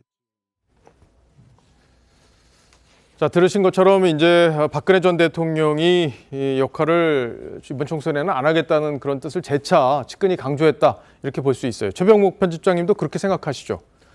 박근혜 전 대통령이 직접 본인이 밝힌 적이 있죠. 정치적 의미의 친박은 없다. 과거 나와의 관계는 그때의 관계로 그냥 남아 있고 앞으로 뭐 새로운 정치적 관계를 맺는 것은 의미 없다. 뭐 이렇게 얘기를 해가면서 과거의 소위 친박 또는 진박이라는 사람들에 대한 섭섭함을 이제 굉장히 많이 드러냈는데 저는 그 말에 상당한 정도의 진심이 담겨 있다고 보고요. 다만 유영하 변호사도 저는 제가 알기로는 출마를 검토하고 있는 걸로 알고 있습니다. 유영하 변호사가 이제 대구 지역 어디에 출마를 했을 때 그때도 박근혜 전 대통령이 난 뭐 정치 떠났으니까 지금 유영하 변호사도 난 모르겠다. 이렇게 얘기를 할까? 그건 아닌 것으로 보여요. 왜 그러면 유영하 변호사가 대구시장 지방선거에 나왔을 때 그때도 박근혜 전 대통령이 뭐 일종의 방송으로 지지를 표명했거든요. 그래서 제가 보건대는 어떤 친박 후보들을 지원하는 정치적 활동은 하지 않을 텐데 유영하 변호사의 출마 경우에 유영하 변호사를 지원하기 위한 행동, 어떤 정치적 행위는 할 가능성이 높다. 저는 그렇게 봅니다. 예, 이 박근혜 전 대통령도 지난 9월에 이 총선과 관련해서 별 계획이 없다 이렇게 직접 밝힌 적이 있습니다. 유영하 변호사가 어제 라디오에서 왜 박근혜 전 대통령이 그렇게 생각하는지 그 이유를 자세히 설명했는데요. 함께 들어보시죠. 개인적으로 내년 총선에 별 계획이 없습니다. 다만 정치를 다시 시작을 하면서 이것이 저의 명예 회복을 위한 것이고 연관이 된 것이라는 이런 얘기는 하지 않았으면 합니다. 과거 인연은 과거 인연으로 지나갔으면 좋겠습니다. 그때 대통령께서 절대 다수가 불리하다는 걸 얻고 150석을 넘게 받았지 않습니까? 예. 그래서 국회의원 당선되신 분도 있고 그 이면에 있는 분들도 많은데 그런 분들이 이제 탄핵 과정에서 보여주신 분 그 행동에 대해서 정치라는 게 비정하다고 느끼셨겠죠. 예. 대통령께서 거기는 원체 확고하셔가지고 정치 영역에 계신 분들하고는 될 수 있는 한 만남을 안 하시려고 하고 이제 정치 영역을 떠나시고 자연을 돌아가셨고 그리고 그런 뭐 참모진들 이런 분들은 뭐 소통도 좀 하시고 그렇습니다. 김광선 변호사님, 네. 그러니까 유영하 변호사의 얘기를 들어보면 박근혜 전 대통령이 아주 정치에 대해서 정치인은 정말 못 믿겠다 이런 취지의 얘기를 지금 했고 그래서 내년 총선에 본인이 친박이라는 이름으로 활동하는 사람이 없기를 바란다는 취지의 얘기를 한 것 같습니다. 그 사실 박근혜 전 대통령이 그 정치하면서 이제 박근혜 전 대통령의 후광을 입은 사람들이 엄청 많지 않습니까? 박근혜 이름 하나만 해도 특히 이제 TK지역에서는 엄청난 효과가 있었고요. 또 뭐 전국적도 마찬가지죠. 그런데 본인이 아마 탄핵 과정을 겪으면서 배신이라는 물론 뭐 그전에도 정치적 이제 배신과 관련된 거에서 굉장히 트라우마가 있고 이제 혐오가 있다는 그런 언급도 전에도 했었어요. 근데 그 가장 절실히 느꼈던 것이 아마 탄핵 과정에서 본인이 뭐 탄핵을 당해버렸잖아요. 그리고 그 그 이후 과정에서도 아마 정치 영역에 있는 사람에 대한 신뢰, 믿음 이런 것이 이제 완전 없어진 걸로 보여요. 그래서 실질적으로 노골적으로 얘기를 하고 싶을 겁니다. 그리고 자신이 배신감을 느꼈던 사람의 누구누구라고 다 생각하고 더 있을 거예요. 구체적으로 지목할 수도 있는데 이제 지금은 뭐 그런 게 다 필요 없다고 생각을 하겠죠. 그래서 아마 정치 영역 또 자신이 어떤 정치에 영향을 미치는 것 자체에 대해서도 본인이 절대 이제 그럴 일이 없다는 생각을 하고 있는 걸로 보입니다. 그렇지만 지금 어떻게 보면 유영하 변호사만이 사실은 꾸준히 뭐 탄핵 과정도 마찬가지로 지금까지 남아 있지 않습니까? 그런데 유영하 변호사는 또 정치를 하겠다고 또 계속적으로 또 시도를 하고 있고 그래서 이제 그 부분까지는 어떻게 할지 모르겠어요. 그런데 최병민 의원님께서는 아마 굉장히 많이 도와줄 거라고 했는데 제가 볼 때는 노골적으로 도와주기는 어려울 것이다. 그렇지만 도와주지 않다 하더라도 뭐 사실 국민들 입장이랄지 유권자 입장에서는 어떤 뜻인가를 알 거예요. 그러면 과연 이제 그런 부분들이 묵시적이지만 과연 어떻게 영향을 미칠까. 하지만 현재까지 어떤 상황을 보면 정치 영역에 발을 들여놓지는 않을 것이고 또 영향을 미치지 않을 것이다. 이렇게 볼 수 있을 것 같아요. 이제 앞으로 이제 총선 공천까지 시간이 좀 남아 있을 텐데 유영하 변호사의 공천 문제가 여권 핵심부에서 여러 가지 의제가 될 수 있다.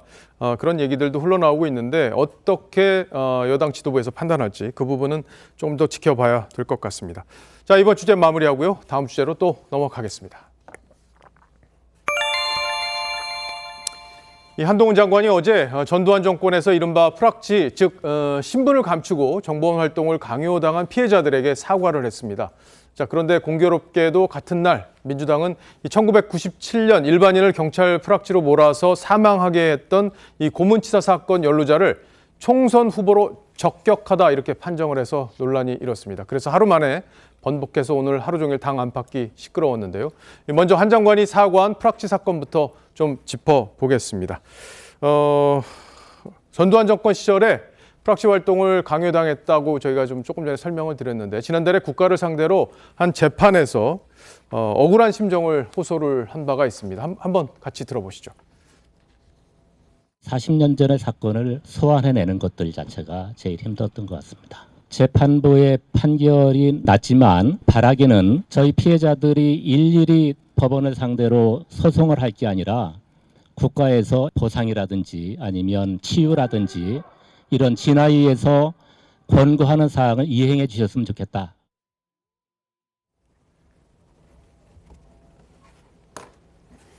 예, 김광선 변호사님. 네. 지금 얘기한 한동훈 장관이 얘기한 부분에 대한 설명 좀 부탁드릴게요. 일단 지금 11월 22일 날 서울중앙지법에서 이종명 박만규 목사가 낸 손해배상 소송이 있었어요.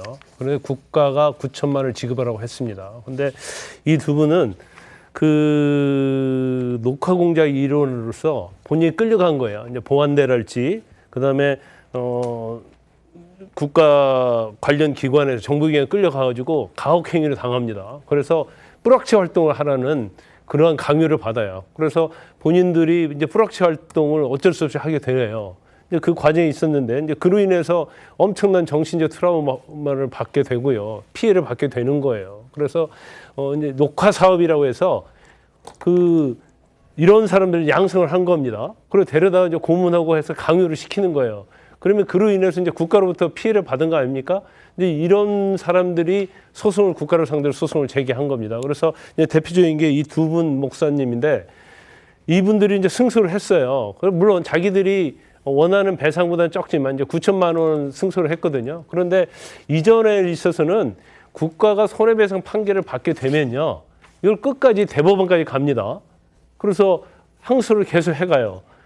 왜냐하면 만약에 또 항소를 안 하면 또 배임의 문제가 있는 것이고 또 여러 가지 또 법률적 문제가 있어요. 그런데 이 부분에 대해서는 이제 국가에서 항소를 포기하겠다. 그러면 빨리 확정이 되겠죠. 국가에 졌음에도 항소를 포기하기 때문에. 예. 그러면 이분들에 대한 손해배상이 이제 빨리 될 수 있는 거예요. 그런데 계속적으로 항소하고 상고하게 되면 결과적으로 이제 시간이 많이 늦어지는 것인데 항소를 포기했다는 의미는 엄청난 의미가 있는 거예요. 일단 진실 화해에 의해서 이제 권고를 한 상황이고요. 국가로서 어떠한 책임이 있고 잘못했다는 것을 인정하는 거기 때문에 이 부분에 대해서는 뭐 한동훈 장관의 굉장히 유연한 입장을 좀 보였다 이렇게 볼 수가 있어요. 예. 이제 한 장관이 인혁당 사건하고 4.3 사건 여기에 대해서도 국가를 상대로 이제 손해배상을 제기한 피해자들이 있었습니다. 근데 이 피해자들에 대해서도 항소를 포기했었습니다. 내용을 잠깐 같이 한번 살펴볼까요?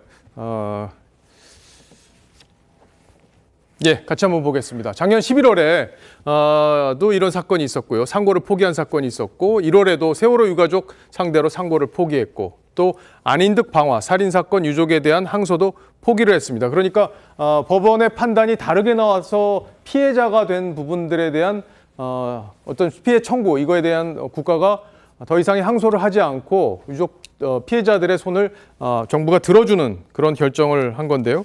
이 한동훈 장관이 국가의 책임이 명백한 이런 사건에 대해서 진영을 가리지 않고 여러 차례 항소를 포기하면서 야당에서조차 제대로 된 법무행정을 보여줬다 이렇게 호평을 받은 바가 있습니다. 지난해 7월 법사위에서 있었던 관련 대화들 들어보시죠.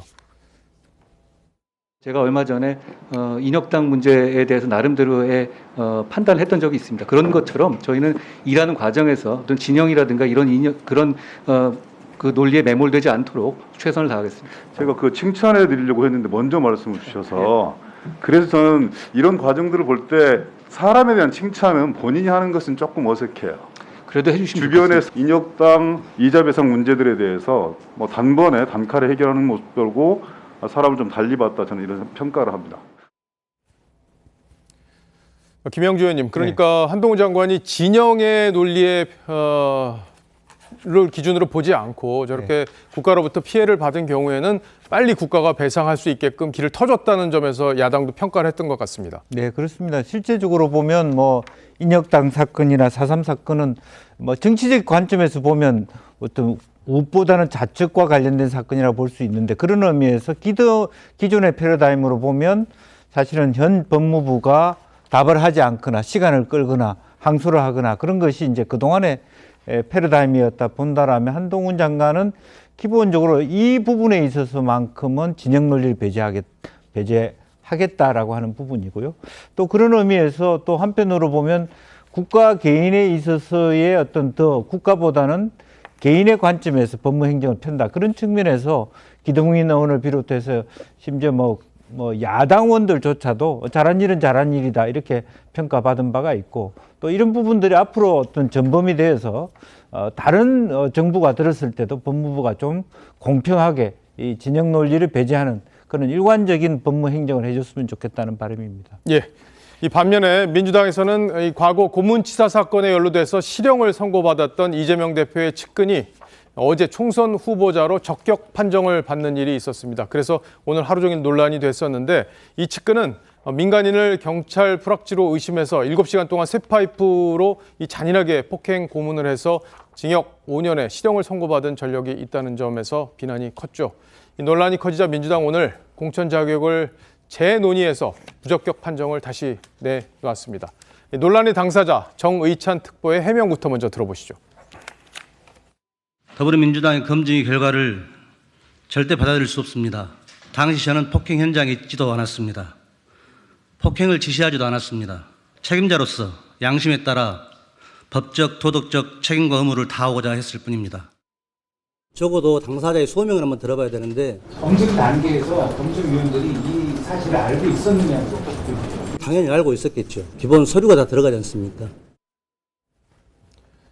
예, 조금 전에 이 경찰 프락치 사건과 관련해서 고문치사 사건이 있었는데 당사자인 정의찬 특보가 이재명 대표와 아주 가까운 사이라고 해서 지금 이제 적격 판정을 받은 게 다시 재심을 거쳐서 부적격 판정으로 바뀌었습니다. 물론 언론에서 이걸 문제 제기를 안 했다면은 공천을 받을 수 있는 상황으로 이어졌을 텐데 언론 보도로 결국에는 이제 판단이 바뀌게 된 겁니다. 차지원 교수님은 이 판단이 바뀐 과정에 대해서 어떻게 평가하십니까? 저는 아무래도 한동훈 효과가 아닐까 하는 생각이 들어요. 앞서 방금 이야기했습니다만 어제 그 프락치 관련 사건과 관련해서 한동훈 장관이 정부가 쿨하게 인정을 하고 항소를 포기했지 않습니까? 예. 그런데 똑같은 어떻게 보면 프락치라는 단어가 지금 그러니까 이 운이 되는 그러한 사건이긴 합니다만 물론 그러니까 사건의 본질은 좀 다르긴 합니다만 이 지금 민주당 같은 경우는 사실은 학생이 아닌데 학교에 들어가서 학생인 것처럼 한 행위자에 대해서 당시 대학생들이 그 프락치로 인식을 해서 고문 끝에 죽음에 이르게 만들었다. 그러한 행위 자체는 어떻게 보면 민주당이 지향하는 정치적 가치하고 완전히 동떨어진 가치잖아요.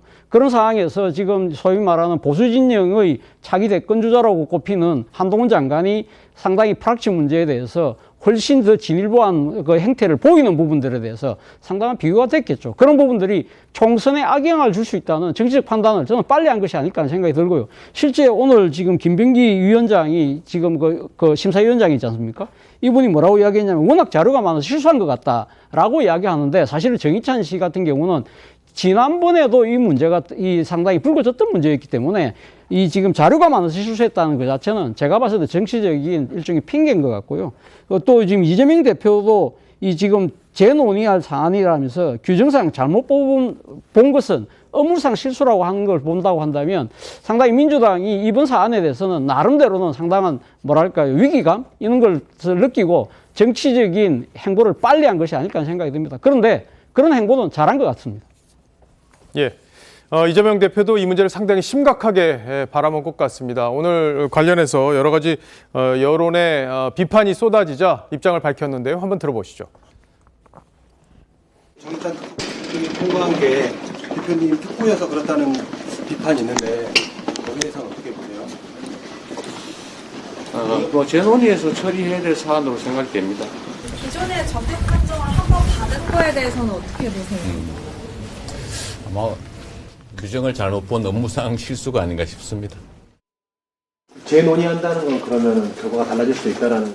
물론입니다. 예외 없는 부적격 그 해당되는지 여부, 공동정범 여부 이런 걸 더 자세히 봐가지고 지속하게 결론 내리겠습니다. 지금 기존 검증 과정에서는 왜 그런 거 자꾸 묻지 마시고. 예. 지금 실수라고 당에서는 얘기를 하고 있죠. 그런데 보니까 2021년에 이 정특보가 경기도 산하에 있는 경기장의 사무총장으로 갔다가 이 전과 내용이 알려져서 결국에는 다시 사표를 내는 일이 있었기 때문에 이걸 몰랐다고 볼 수도 없고 이게 규정상 실수라고 보기도 참 어려운 환경인데 이게 언론에서 이게 알려지니까 저런 대응을 한 게 아니냐 이런 의심을 받고 있는 그런 상황입니다. 최병묵 편집장께서는 어떻게 판단하십니까? 이 사건은 1997년에 있었죠. 그리고 이제 실형이 확정된 게 1998년이고 김대중 정부에서 사면 복권을 했습니다. 이 사람에 대해서. 그래서 이제 나왔는데 그 이후로 이제 광주 전남 지역에서 활동을 하다가 사실은 이재명 후보 주변에 이제 들어온 거죠. 그래서 이제 경기도 산하에 있는 수원 월드컵 본부 사무총장을 하고 그리고 지난 대선 후보 경선 과정에서 그 조직본부 팀장인가를 맡았어요. 그러니까 계속해서 이재명 대표 주변에 있었던 거예요. 그렇기 때문에 이재명 후보가 몰랐다, 뭐 실수다 이렇게 얘기할 수 없는 것이고 그다음에 뿐만 아니고 이번에 통과를 했잖아요. 어쨌든 적격 판정을. 근데 그게 단순한 실수일까요? 그리고 작년 뭐 8월인가요? 이재명 대표가 기자들한테 알리지 않고 비공개리에 본인의 대표 특보를 임명한 적이 있어요. 그 중에 한 사람이에요. 그렇기 때문에 제가 보건대는 뭐 저런 걸 실수한다고 그 민주당이 그 얘기할 사람 아무도 없고 적격 부적격은 사실 뭐 그렇게 큰 건 아니지만 적어도 부적격이라고 한다면 내년 총선에 공천 신청 자체를 할 수가 없잖아요.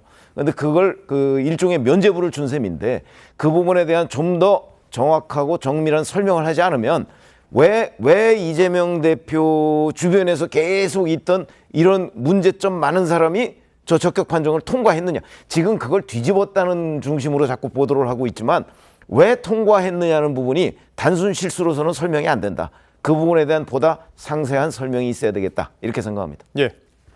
네, 손바닥으로 하늘을 가릴 수 없습니다. 저게 어떻게 실수로 저런 중대 사실이 누락이 돼가지고 적격이 될 수가 있겠습니까? 저런 것 따위는 이제 문제가 되지 않는다라고 생각하거나 심지어 지금 민주당의 많은 586 인사들이 그렇듯 뭐 프락치 사건에서 저런 뭐 문제가 있었다 하더라도 자신들도 뭐 역사의 피해자다. 심지어 이제 피해자성을 주장할 수도 있는 그런 분들이기 때문에 저런 일들이 벌어지는 것입니다.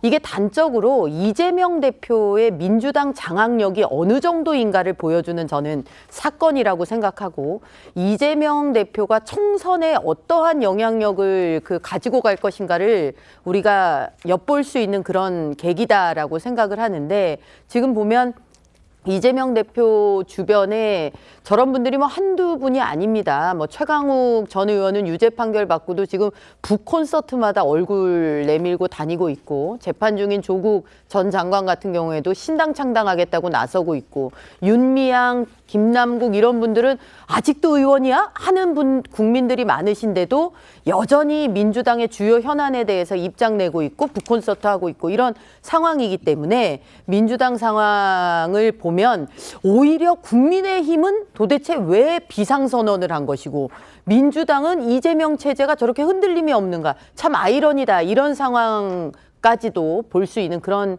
상황이라고 봅니다. 예.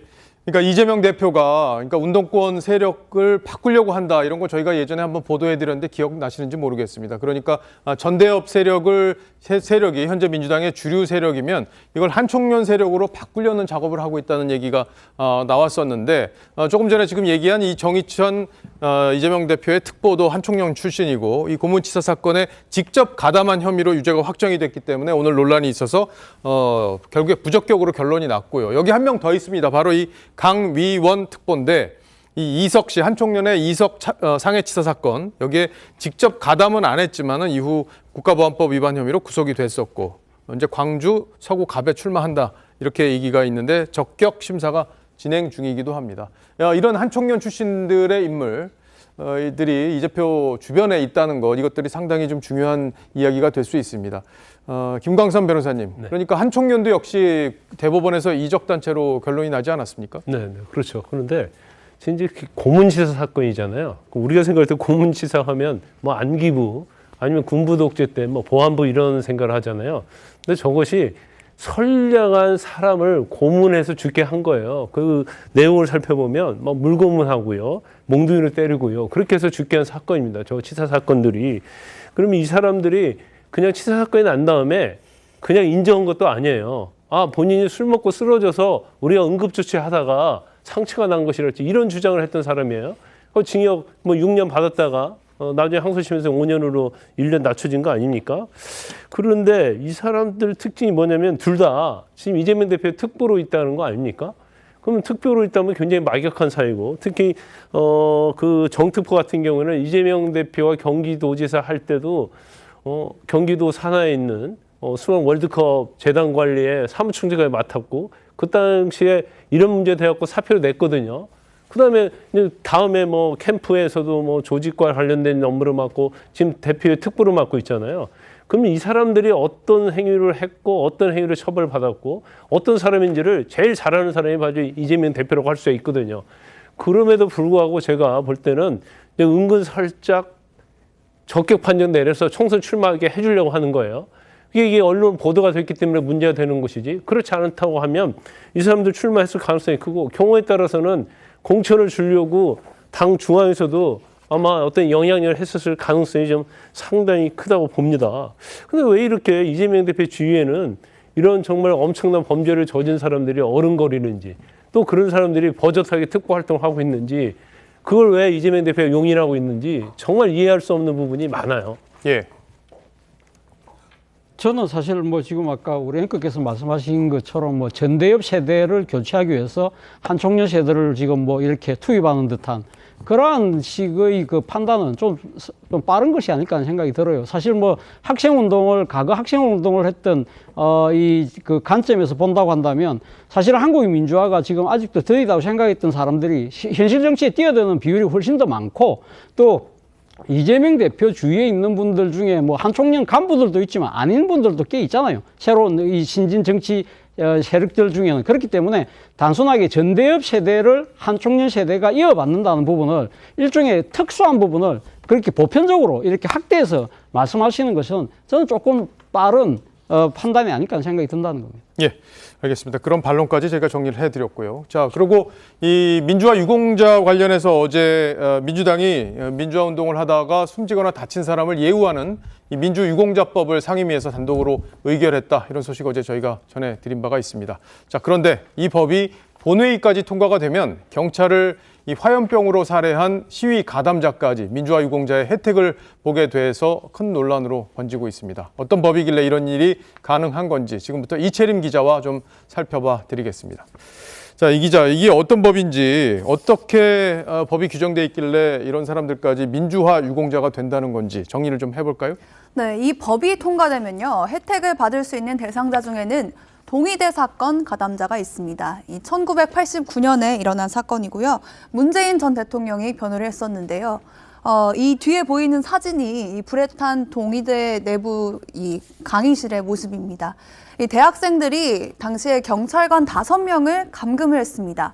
그리고 구출하려던 경찰들이 오니까요, 화염병이나 돌 이런 것들을 던져서 경찰 7명이 사망을 하고 10여 명이 부상을 당한 아주 대형 사건입니다. 이 사건으로 가담했던 학생 30명이 살인과 공무집행 방해, 국가보안법 위반 혐의 등으로 무기징역까지 이 중형을 선고받았었는데요. 이 시위의 발단이 됐던 학교 입학 비리가 인정이 되면서 김대중 정부 때죠.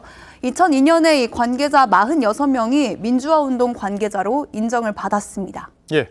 그러니까 법의 내용이 어떻게 규정이 돼 있길래 이런 분들까지 대상이 되는 건지, 대상이 되는 분들을 좀 정리를 해볼까요?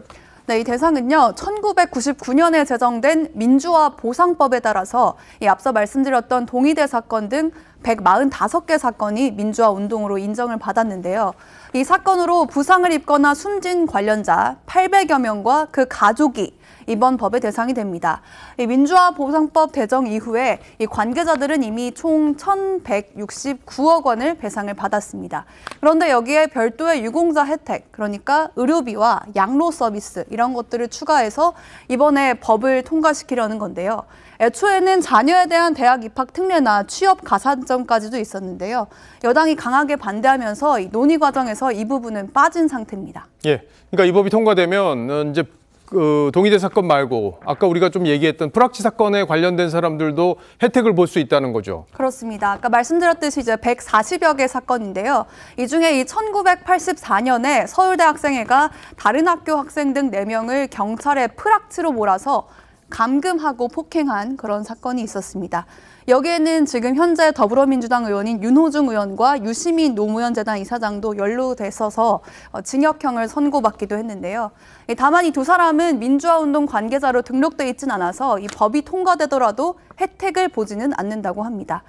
여기에다가 대법원이 반국가 단체로 판시한 이른바 난민전 사건 관계자 38명, 그리고 미국 문화원의 불을 지른 방화 사건 관련자들도 혜택을 받게 된다고 합니다. 예, 뭐 나라의 민주화를 위해서 희생한 분들에 대해서 우리가 평가하고 지원하고 예산으로 또 혜택을 드리는 것까지 우리가 막을 수는 없지만 이 반국가 활동을 했거나 아니면 선량한 피해자를 만드는데 가담했던 사람들까지 민주화 유공자로 평가할 수는 없는 거 아니겠습니까? 네, 그래서 민주당은 일단 이 사건 관계자들을 모두 이 유공자로 등록을 하자 이런 게 아니고요. 일단 입법을 하고 나면 보훈부가 추가적인 심사를 통해서 유공자를 가리면 되지 않겠냐 이런 입장입니다. 그런데 보훈부가 그동안 국가기록원에서 이 개인정보라는 이유로 관련 자료를 주지 않아서 이 사건 기록들을 정확하게 보지를 못했다고 합니다. 그래서 우리가 심사를 하더라도 이게 깜깜이 심사받게 될 수가 없지 않냐 이런 입장인데요. 오늘 국가기록원에 확인을 해보니까 입법이 되게 되면은 추후에 자료를 공개할지 여부를 다시 검토해보겠다 이런 입장을 밝혔습니다. 예, 국민 정서에 맞는 법안인지 여부에 대해서 여러 가지 판단이 좀 다를 것 같습니다. 이채림 기자 잘 들었어요?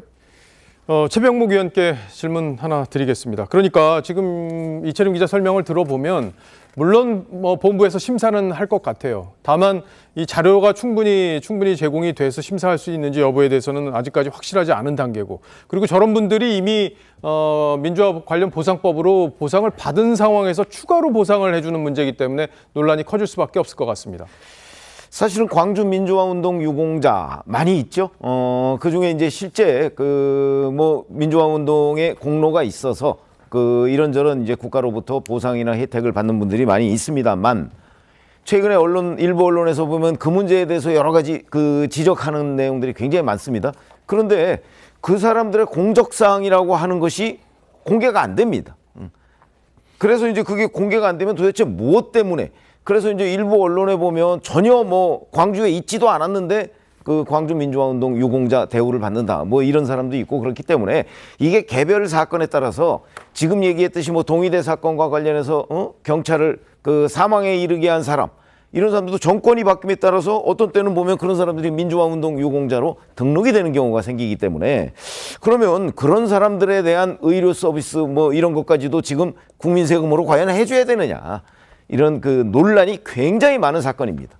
자, 지금 국가기록원에서 자료를 안 내주고 만약에 법이 통과가 되면 검토해보겠다는 수준으로는 저런 법을 통과시켜서는 안 되고, 지금도 그 법에 명확하게 그걸 구분해낼 수 있는 그런 기준 같은 것이 설정돼 있지 않으면 저런 법은 결국 대통령의 거부권을 행사할 수밖에 없을 것이다, 이렇게 생각합니다. 예, 이미 민주화 유공자법과 관련해서 법이 통과돼서 아까 1,100억 원 이상이 지원이 될 때 벌써 이 동의대 관련자분들 이런 분들한테도 다 지원이 됐기 때문에 추가로 이게 혜택이 돌아갈 수 있다는 가능성이 열려 있다는 점 때문에 논란이 더 큰데요. 전희경 의원님께서는 이 동의대 사건이나 프락치 사건이나 이런 전혀 민주화하고 관련이 없는 부분에 대해서도 지금 지원한 부분에 대해서도 추가적인 지원을 해주겠다니까 지금 논란이 안 생길 수가 없을 것 같아요. 그러니까 이게 추가 지원이거든요. 이미 이런 분들이 지원을 받고 있는데 거기에다 또 보태가지고 하겠다는 것이고, 또 하나 우리가 들여다봐야 될 것이 이것이 상임위에서 민주당 단독으로 의결이 됐다라는 겁니다. 이렇게 사회적으로 논란이 있을 수 있고 팽팽한 의견 대립이 있을 수 있는, 사실상 국민의 눈높이와 법감정과 상식으로는 이런 사람들한테 해주는 게 맞느냐라는 반대 여론이 더 높을 수 있는 것도 지금 민주당이 단독으로 의석수를 가지고 밀어붙이고 있는 이 상황이 현재 지금 대한민국의 입법부의 현실이다라는 걸 다시 한번 상기할 필요가 있고요.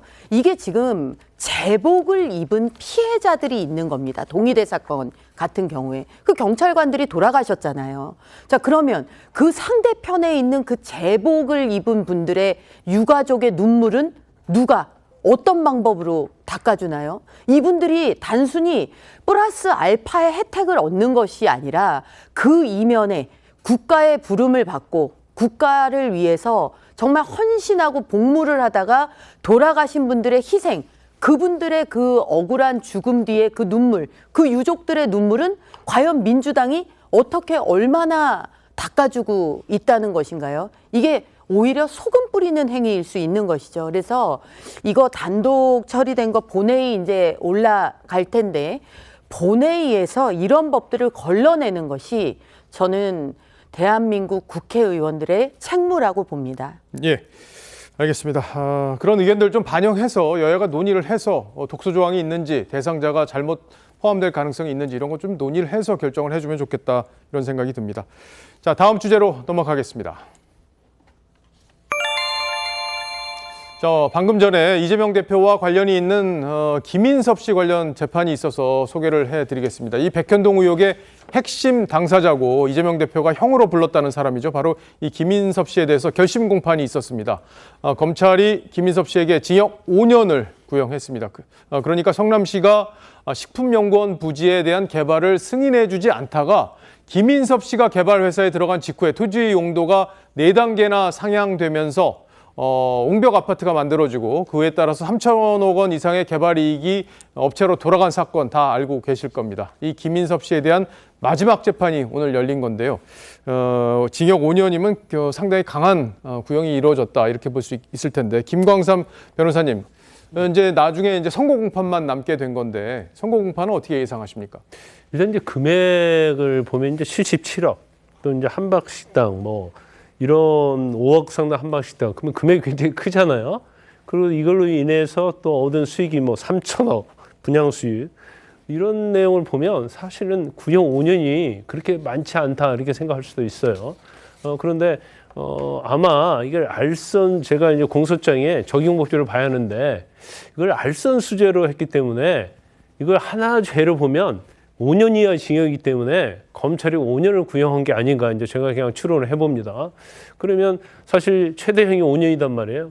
그런데 내용으로 보면 사실은 5년 이상이 선고가 되는 게 맞는데 지금 법정 한도가 5년이라고 한다면 그 이상은 선고할 수 없겠죠. 그래서 일반적으로 징역 5년 구형하면 뭐 징역 2년 6개월, 3년 이렇게 선고되는 사례가 굉장히 많습니다.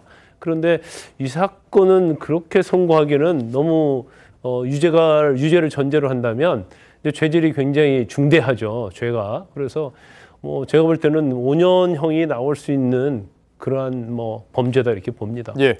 이 백현동 개발 사업은 이제 아파트 옹벽 아파트 사건으로 다들 기억하실 겁니다. 세 갈래로 지금 사건이 번져 있는 거 정리를 제가 한번 해드릴게요. 지금 김인섭 씨가 인허가 관련해서 본인이 로비스트로 활동하면서 뇌물을 받았다는 돈을 받았다는 부분, 그 부분에 대해서 검찰이 오늘 징역 5년을 구형했다는 거 설명드렸고요. 그리고 이재명 대표도 배임 혐의를 여기서 받고 있습니다. 그러니까 경기도나 성남시의 이익과 관련되지 않고 업자의 이익을 위해서 본인의 역할을 하지 않았다는 취지의 배임 혐의가 지금 추가돼서 재판을 받고 있는 상황이죠. 그리고 국토부가 협박을 했다 이렇게 국감 발언을 해서 선거법 위반 혐의로도 지금 재판을 받고 있습니다. 김영주 의원님. 네. 지금 김인섭 씨에 대한 유죄 여부가 이제 좀 있으면 가려질 텐데 그렇게 되면 이재명 대표의 다른 재판에도 영향이 불가피하겠죠. 아무래도 승급법 관련해서도 당시에 어떤 그 하급 공무원들이 다 국토부의 위압은 없었다 이렇게 얘기를 하고 있기 때문에 이런 새 사건 자체가 모아지면 결과적으로 이재명 대표의 재판에 대해서도 상당히 영향이 있을 것으로 보여집니다. 더군다나 뭐 그동안에 뭐 김인섭 씨에 대해서 잘 모른다 이렇게까지 얘기를 했는데 실제적으로 재판이 진행될수록 이재명 대표와 김인섭 씨, 전진상 씨의 관계들을 그 주변에 있었던 성남시에 있었던 사람들은 거의 다 아는 사실이 되어 있기 때문에 더 이상 그 부분에 대해서도 그렇게 이재명 대표가 승산이 없다 그렇게 본다라면 남아있는 기간 동안에 이재명 대표의 어떤 그 백현동 관련된 재판은 상당히 큰 부담을 안게 되지 않을까 그렇게 보여지고 문제는 이제 타이밍이겠죠. 예. 이재명 그 대표의 선거 재판이 같이 돼서 과연 2월 전에 이런 결정을 낼 수 있느냐 하는 것이 또 하나의 변수가 될 것 같습니다. 예, 다들 그 부분에 대한 관심을 갖고 있습니다. 왜냐하면 이재명 대표에 대한 선거법 재판 1심이 나온다면은 민주당에 상당한 파장을 몰고 올 수 있고 만약에 100만 원 이상의 유죄가형이 나온다고 하면은 민주당이 선거자금 지원받은 거 정부로부터 지원받은 430억 원 이상의 돈을 정부에 다시 내야 되기 때문에 민주당으로서는 큰 후폭풍을 맞을 수 있기 때문에 그 재판 결과가 언제 나올지가 아주 관심이 되고 있다는 내용까지 정리를 해드렸습니다. 자, 마지막 주제로 넘어가겠습니다. 이 가수 백지영 씨가 지난 2018년 평양 공연 뒷이야기를 공개해서 화제가 되고 있습니다. 함께 무대에 섰던 현송월 부부장에 대한 첫인상 그리고 김정은 위원장 부부를 만난 일화까지 공개를 했는데요. 어떤 내용인지 같이 한번 들어보시죠. 나 되게 아파 보였다고 생각했었어. 왜 이렇게 창백해? 손잡지는 않았던 것 같아. 부부 느낌 없던데? 약간 수직 관계라는 느낌이 좀 들었어. 수평 관계는 확실히 아닌 것 같은 느낌이었어. 나보고 언니라고 하던데? 77이래. 되게 털털하고 대화가 그래도 꽤 괜찮던 말술이야 말술. 그거 앉으려고 이를 악물고 내가 그냥 뻘뻘이 나한테 막 언니 막 이러면 내가 그래 막 이러고 있는 것 좀 약간 잠깐 생각나고 떠나지 말라고 막 보고 싶다고 우리 언제 다시 만나냐고 슬퍼하고 막 부둥켜 안고 이랬던 거 한번 생각나고. 예, 그때 기억이 아직도 생생한 모양입니다. 기억에 많이 남는 모양인데요. 최병목 의원님께서도 아주 웃으면서 보셨어요. 아니 글쎄 이제 뭐 계속 저는 술 먹은 얘기만 자꾸 백진영 씨가 많이 해서 그런데 뭐 이제 북한에 가보신 분들은 아시겠지만 북한은 뭐 일거수일투족을 전부 감시당한다고 보면 될 거고요. 그런 차원에서 본다면 지금은 이제 그 김정은 위원장 부부를 본 느낌을 얘기하잖아요.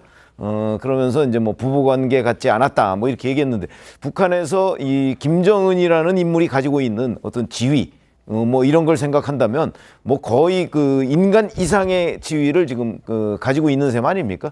그러니까 아마 부부관계라고 예외가 될 수 없을 것이다. 아마 그런 분위기를 백지영 씨가 느낀 것 아닌가 싶습니다. 예. 제가 백지영 씨가 저 유튜브를 통해 가지고 저 내용을 얘기했다 그래서 그 밑에 달린 기사 댓글을 봤는데 백지영 씨 괜찮을까요? 라는 염려가 많았습니다. 그 소위 말하는 북한의 김정은 일가에 대한 얘기를 저렇게 허심탄회하게 얘기를 해도 괜찮을까라는 염려를 할 정도로 북한이라는 사회가 얼마나 폐쇄적이고 정말 3대 세습에 이제는 뭐 김정은 그 포갑체제인가를 우리가 알 수 있는데 저게 그냥 단순한 어떤 재밌거리로 회자돼서는 안 된다라고 생각을 합니다. 북한의 엄연한 현실이라는 것을 우리가 들여다보고 저 때도 뭐 연예인 분들 그런 공연하시는 분들을 저렇게 대규모로 가서 마치 평화가 다 온 듯 북한과의 모든 분쟁과 갈등이 사라진 듯 한 저 연출 자체가 옳았느냐라는 비판이 굉장히 많았습니다. 그래서 우리가 본질을 봐야 될 부분은 바로 그런 부분이 아닌가 생각합니다. 예. 뭐 좋은 기억도 있고 좀 불편했던 기억들도 있을 텐데 당시 이제 호텔에서 백지영 씨가 묵었을 때 뭐 도청되는 것 같은데 이런 추측을 했다고 합니다. 왜 그랬는지 직접 한번 들어보시죠. 딱 봤을 때 약간 현실감 없지. 너무 무서운 거야. 잘못 보이면은 진짜 탄광 끌려가면 어떡해. 2단인가 3단으로 이렇게 딱 세워놓고서 이제 단체 사진을 찍는데 앞에 있는 사람들 때문에 뒤에 있는 사람들이 안 보일 수 있으니까 앉아주시던지 이렇게 자세를 좀 낮춰주세요. 뭐 이렇게 얘기를 했어. 그랬더니 갑자기 그 김정은 위원장이 나도 1열인데 그럼 나도 낮추란 말이요? 뭐 이렇게 얘기를 한 거야. 진짜 분위기가 겁나 싸해지는 거야. 근데 그러고선 자기 혼자 또 웃어요. 자기는 농담한 거야. 될 수 있으면 호텔 안에서 김일성, 김정은, 김정일 이런 이름을 말하지 마라. 되는 것 같아. 나 이 방은 왜 이렇게 수건이 없어? 그랬는데 나갔다 왔는데 수건이 와 있었어. 예, 저도 저 장면 보면서 백지영 씨 저런 얘기해도 괜찮을까 하는 생각을 했는데 댓글은 그 제가 단 건 아니에요. 예, 차재원 교수님, 예. 뭐 한 5년 전 일이죠. 근데도 그렇죠. 굉장히 어제 일처럼 생생하게 기억을 하는 걸 보면 당시 상황들이 굉장히 기억에 많이 인상이 깊었다 이렇게 볼 수 있겠네요. 그렇죠. 뭐 북한이라는 나라가 일종의 소위 말하는 병영 국가이기 때문에 상당히 그러니까 외부에서 온 손님이 자신의 체제에 미치는 영향, 뭐 파장 이런 부분들에 대한 단속이 상당히 심한 나라잖아요. 그렇기 때문에 상당히 뭐 아마 그런 측면에서는 아마 일거수일투족을 감시하는 그러한 행위들이 분명히 있을 거라고는 생각합니다. 그래서 과연 뭐 도청이 된다고 이야기를 했기 때문에 뭐 지금 뭐 수건을 갖다 놓은지 모르겠지만. 제 개인적인 경험이 하나가 있는데요. 제가 1998년 11월 달에 금강산 첫 배가 갈 때 제가 통일부 기자로 첫 배를 타고 갔었어요. 그때 그래요? 당시 그 예. 기사를 송고를 해야 되는데 기사 송고를 어떻게 하냐면 그때 인터넷도 없던 시절이라서 우리가 배에서 전화를 해서 그때 장전항을 통해서 이 평양을 거쳐서 국제 그걸로 해가 돌아서 완전 남쪽으로 가는 상황이기 때문에 기자들이 도대체 어느 정도까지 쓸 수 있을 것인가 일종의 소위 말하는 자기 검열을 하는 그러한 상황에 빠졌었는데 우리끼리 상당히 좀 토론을 했어요. 이 체제를 건드리는 이야기를 했다가 또 뭐 비교를 하는 이야기를 했다가 격을 치는 거 아닐까 뭐 이런 이야기를 했지만 그래도 뭐 할 말을 다 하긴 했습니다만 사실 그러한 분위기는 아마 북한에 가신 분들은 다들 한 번쯤은 느끼는 공포가 아닐까 하는 생각이 듭니다. 예, 저도 지금 차재원 교수님 말씀하실 때 저도 그때 금강산 취재를 갔던 기억이 나는데 아마 비슷한 시기에 다녀온 게 아닌가 싶은데 저도 버스를 타고 이동할 때 보면 거기 보이부 사람들이 안에 있어서 우리가 말조심을 해야 된다는 얘기를 듣고 했던 것이 기억이 납니다. 이 통일이 되면 북한에 가서 이제 공연을 하고 싶다 이렇게 가수 백재영 씨가 얘기를 했었는데 그런데 최근 북한 주민들의 상황은 더 어렵기만 하다고 합니다. 최근 북한이 이 소고기를 팔다가 적발된 남녀 9명에 대해서 공개 처형을 했다 이런 소식이 전해졌는데요. 이 과거 북한 이탈 주민들도 증언을 통해서 이런 사례가 반복됐다는 것을 알 수 있습니다. 목소리 직접 들어보시죠. 서를 잡고 또 엄마가 그 서를 판 거예요. 그날에 우리 엄마가 아는 친구가 와가지고 돈을 좀 빌려달라 했는데 엄마가 안 준 거예요. 보안소에 가서 신고를 했죠. 저 집에 소고기가 있다고 2013년 제 생일이었거든요. 아버지가 이렇게 제 번 앞에서 이렇게 손이 묶어가지고 끌려가는 거예요. 일반 사람이 소고기를 먹을 수가 없어요. 북한은 그 소는 개인 소유가 아니고 국가 재산이거든요. 맞아. 고기 생산을 하는 용이 아니고 불임소이기 때문에 사람처럼 사람 이름이 있어요. 이름을 가지고 번호를 달고 있어요. 그 때문에 소를 이유가 없이 잡지 않아요. 이유가 없이 잡았다, 죽였다 하면 일반 범죄가 아니고 살인범으로 쳐요. 그러니까 소고기도 마음대로 못 먹는 나라가 북한의 체제라고 하는데 국가 소유라고 한 거죠. 그래서 소고기를 판매하거나 먹어서 총살되는 사람이 있을 정도다. 북한에서 소고기는 금단의 맛 이런 표현까지 등장했습니다. 김광삼 변호사님, 오늘 저녁에 소고기 드실 건가요? 오늘은 계기가 없는데요. 예. 그 우리나라에 이제 사형이라는 법정이 있잖아요. 근데 살인과 관계됐을 때만 그 법정이 있고 실제로 살인했어도 사형 선고 내리는 경우는 거의 없거든요. 그런데 이 소고기를 먹을 수도 없고 판매할 수도 없고 소를 죽이면 이게 총술 당한다는 저런 모습이 정말 이게 과연 국가에서 있을 수 있는 일인가 정말 어이가 없다는 생각이 좀 들어요. 그래서 저도 전에 북한 갔다 왔습니다. 예. 갔다 왔는데 저는 굉장히 상당히 전에 갔다 왔는데 제가 이제 북한에서 이제 자유롭게 좀 다녔는데 이제 보위부원이 따라다니더라고요. 그래서 직업이 뭐냐 변호사였더니 민변이에요 딱 그러더라고요. 예. 그 제가 민변 아닌데 민변이다고 그랬더니 그때부터 감시가 좀 소홀해지더라고요. 예. 알겠습니다. 자, 오늘 마지막 얘기는 김광삼 변호사님의 북한 방문기로 정리하겠습니다. 박정훈의 정치다. 저는 다음 주 월요일에 다시 돌아오겠습니다. 고맙습니다.